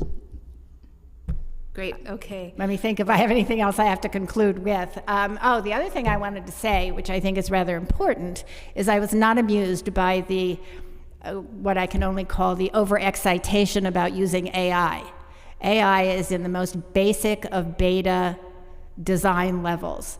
And the only reason it's being pushed as the answer to all of our problems is because the tech companies want to make money right now already. And under no circumstances should any agency or the city of New York be using AI for design, for making decisions about design, or making decisions about legislation. It's unacceptable. You may or may not remember the lawyer who presented an argument that had been written entirely by AI here in New York, who discovered, or I guess the judge discovered, that the AI had invented laws and citations that did not actually exist. So this will give you a good example of why this is problematic. I'm as much a fan of tech as anybody, but yes, it is actually a tool. It's not a solution to all problems and should not be seen as that. And frankly, if the buildings department needs more staff to do inspections, hire them. If they don't have that money in their budget, it's the responsibility of the city council to provide the funding for essential, life-saving city services. And that includes the buildings department, the health department, the education department. Thank you, got it. All of them. We are I in know you know what negotiations. they all are. Yes, well, I just wanted to congratulate you on the legislation moving forward regarding playgrounds, and look forward to your written testimony as well. And please, the playgrounds are really an issue. Yep. Because I watch kids climbing the cyclone fences, moving the barricades, playing under there. I may or may not have been one of those kids. Her kids, I don't know if they were her kids or she was watching them. Okay, I'm sorry, we do have to move on, but thank you so much. I really appreciate your testimony. All right, thank you. Okay, we're now going to hear from folks who are waiting for us on Zoom. I'd like to call up Lori Gold, Mary Ann Rothman, followed by Ben Weinberg. Your time is starting. Hi, I'm trying to, there we go. Good afternoon, Chair Sanchez, members of the New York City Council, Borough President, Commissioner Otto, nice to meet you finally, and honored guests. I'm offering to you for your consideration the opportunity to look at and humanize one of the most significant laws in New York City.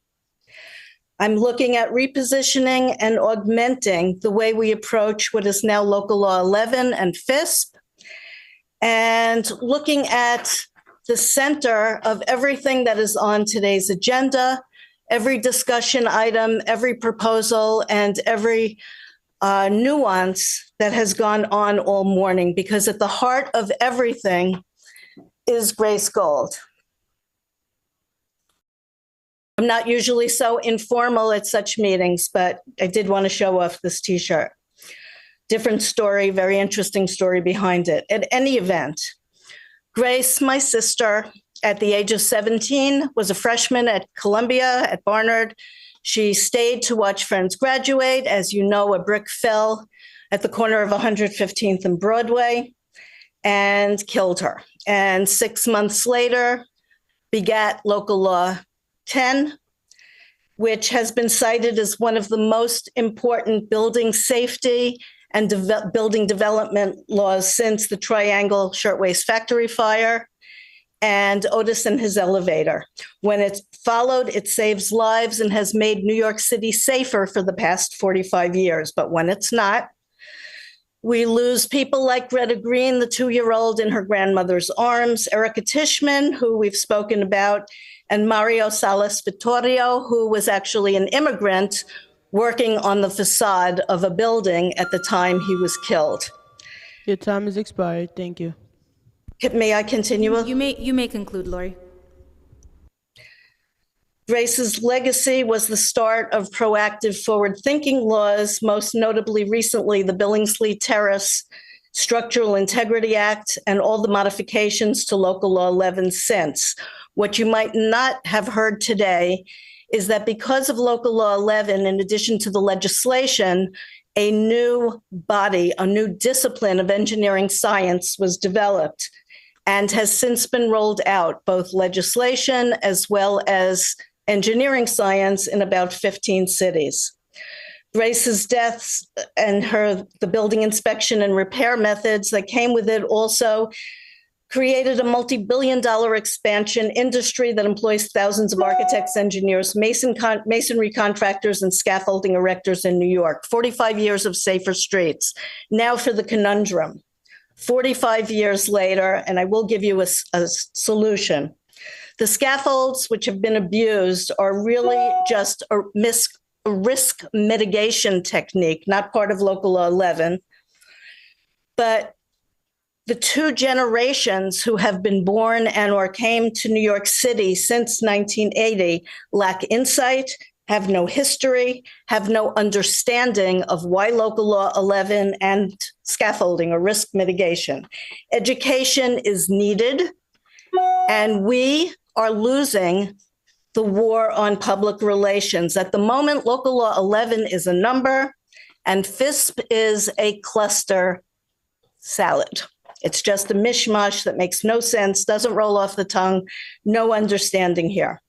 So while we're fighting the scaffolding scofflaws, let's also employ an education for these new generations who are only seeing the seamy side of streetscape aesthetics without any safety backstory, not just for Grace's legacy, but more importantly, to build understanding among New Yorkers and others to reinforce why we are all doing this, to help focus on what is most important, safe buildings and safe streets. By putting a face on the law, the entire meeting, we're talking about Local Law 11, let's put the face on it. Grace was a real person. This was Grace, a beautiful young woman Actually, in the beginning of entering her woman life, she was a little more than a child at 17. And with all of her talents, let me say that she could have been any one of you or any one of your children. And now you, council members on the Housing and Buildings Committee, have a compelling story and one that will resonate over generations to come going forward. So I really wish that you would consider this, and I'm going to offer two ways to approach it. One is, don't change existing policy, make it an exception. Why should it be an exception? I'll just reiterate some of the reasons mentioned earlier. The significance of the law saves lives, lives lost when not enforced, adopted by 15 cities, the body of engineering science that developed to keep streets safe and buildings to have some integrity, the significant contribution to the local economy, and frankly, the sustainability issue, the climate change. We're trying to make our buildings safer as we move forward under changing conditions.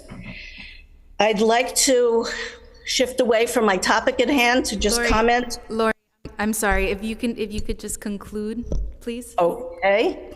My conclusion is there have been thousands of people who have signed petitions backing this up.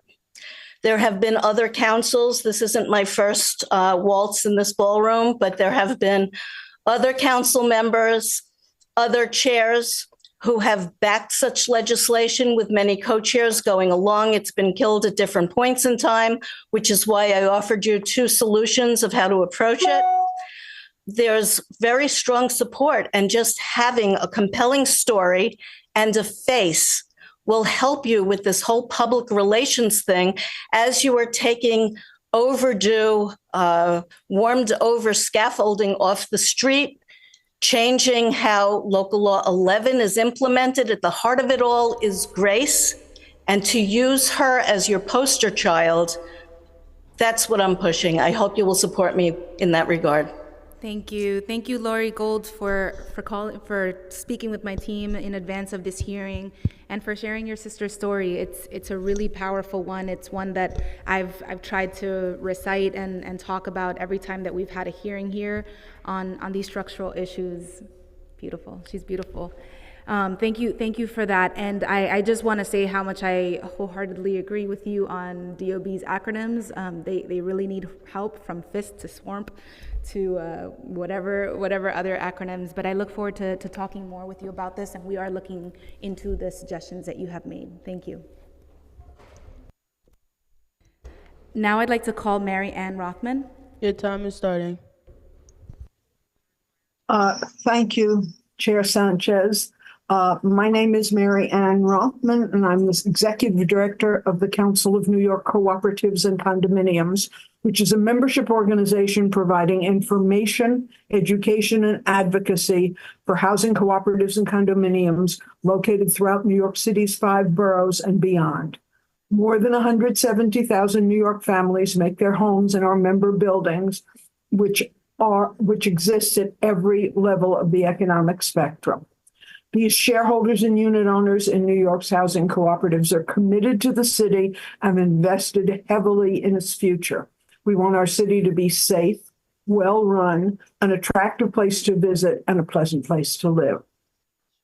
We appreciate the opportunity to be part of this marathon hearing. We've submitted testimony in writing on all of the 13 bills under consideration today, but we'd like to just highlight our views on 4 of the bills.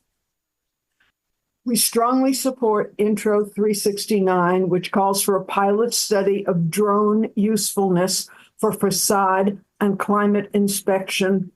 And we're frankly very pleased that Commissioner Otto is considering that drones and other technology could help expand the time between future FISC cycles. We also highly support Intro 436, updating the electrical code, which is so necessary with our goals on electrification now and into the future. But we have serious concerns about Intro 393. We oppose enabling a city agency to complete delayed work as Your we time fear has this could expired. Thank create. you. I'm sorry? That was my 2 minutes? Yeah, your time has expired. Thank you. Yeah, you may conclude, Marianne. Thank you. The 393 could create long-term financial risk management and financial issues for the affected co-ops and condos. We respectfully request that this section be removed from Intro 393 or that co-ops and condos be exempted. As to Intro 503, we appreciate the intent of having the city provide technical assistance for FISP buildings, but since most such buildings have already complied for many cycles, we suggest instead that the city offer technical assistance to smaller buildings. This could be extremely effective, enabling them to benefit from aggregation and from the support of the city in finding professionals and contractors to perform necessary work. We would respectfully offer an additional suggestion. With the number of compliance requirements currently in existence across all agencies, it would be extremely helpful if the city had a program to alert all building owners every December to their compliance requirements for the coming year. We're particularly sensitive to the discussion that was held on neighbor-to-neighbor access issues with FISP compliance. It's a huge problem for our members, and a system like this might be helpful. We have suggestions on modifying the length of the FISP compliance cycle and thoughts on other aspects of the 13 bills under consideration today. Please see our written comments for those details, and thank you for this opportunity to express our views. Thank you so much. And I'm just going to encourage you to also forward your remarks on legislation to the sponsors, including for 393 Councilmember Powers. Very powerful for them to get it directly as well. Thank you so much, Marianne. Appreciate your time. I'd now like to call Ben Weinberg. Your time is beginning. Thank you, Chair Sanchez and members of the Committee on Housing. My name is Ben Weinberg, and I'm the Policy Director at Citizens Union. Thank you for giving us the opportunity to speak before you today. Citizens Union is a nonpartisan government group committed to reforming New York City and state governments to advance accountable, ethical, and effective government. And as such, we occasionally examine policy areas where a noticeable systematic problem results in poor services or negatively impacts New Yorkers. Now, the regulatory system that governs the construction of sidewalk sheds is such an issue. It encourages non-compliance with city code. It incentivizes building owners to maintain these structures longer than they are legally allowed. And the result is a proliferation of sheds that have damaged urban life in our city. They obstruct sidewalk sheds and entrances, cover landmark building, attract trash, and often become safety risks themselves. In December of last year, we issued a report on the state of sidewalk sheds in the city, which reviewed the evolution of FISP, and also known as Local Law 11, the problems associated with it, and the proposals in the past and present to address the issue. Past attempts to tackle this issue have not curbed down the problem, but the current convergence of interests with the mayor, the Manhattan Board President, and several members of the City Council advancing real practical solutions for this problem is a hopeful sign. So we at Citizens Union are here to commend the sponsors, Manhattan Board President Mark Levine, as well as DOB Commissioners Otto, for advancing this important reform package. The bills before the committee today would assist in reducing the amount of sidewalk sheds that are unnecessarily up and the negative impact they hold. Now, we don't go into specifics about each bill, but we do urge all stakeholders to utilize this rare moment of collaboration to ensure that the necessary legislation is approved this calendar year, and that programmatic changes result in tangible improvements that New Yorkers can see in their neighborhood. Now, in our written testimony, we recommend a few other key issues to explore. One is to study the direct impact of penalties on sidewalk sheds, because several of the proposals rest on the assumption that increasing fines and penalties would reduce the amount of sidewalk sheds. But we do need, we believe, more precise information on how the last increase of financial penalties have affected non-compliance, as well as would be helpful if the DOB's map of active sidewalk sheds would provide information about the penalties associated with each shed or the facade they protect. This was mentioned. I'm sorry, Ben. Can you please conclude? Your time expired a little while ago. Oh, sorry, I didn't hear the note. Apologies. No. I'll just say we also recommend tailoring solutions to historic districts, which has been mentioned, and dedicated particular efforts to NYCHA developments. And lastly, as was done in other reforms, like in the area of police accountability, we believe the mayor's office should, or the DOB should publish a reform initiative tracker. There are so many proposals and suggestions that it would be helpful to have a public tracker that follows the status of each initiative. Thank you again, and good luck with the rest of the legislation. Thank you, Ben. I look forward to your submitted testimony. I appreciate your time today. Thank you. I'd now like to call Jonathan Ehrlich. Your time is starting.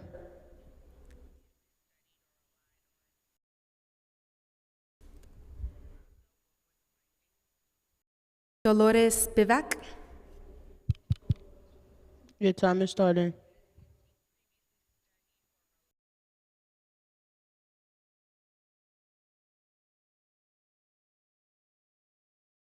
Hearing no one, Carl Jones. Your time is starting.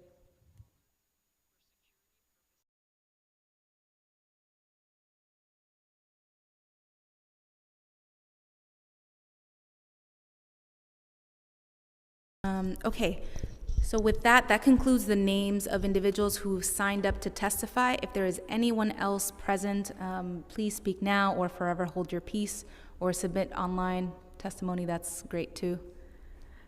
Excellent. Okay. Well, with that, I just want to thank everyone who participated in this hearing, again to our committee councils and our legislative staff for all your support preparing for today. We look forward to continuing the conversation on sidewalk sheds and the electrical code. Thank you.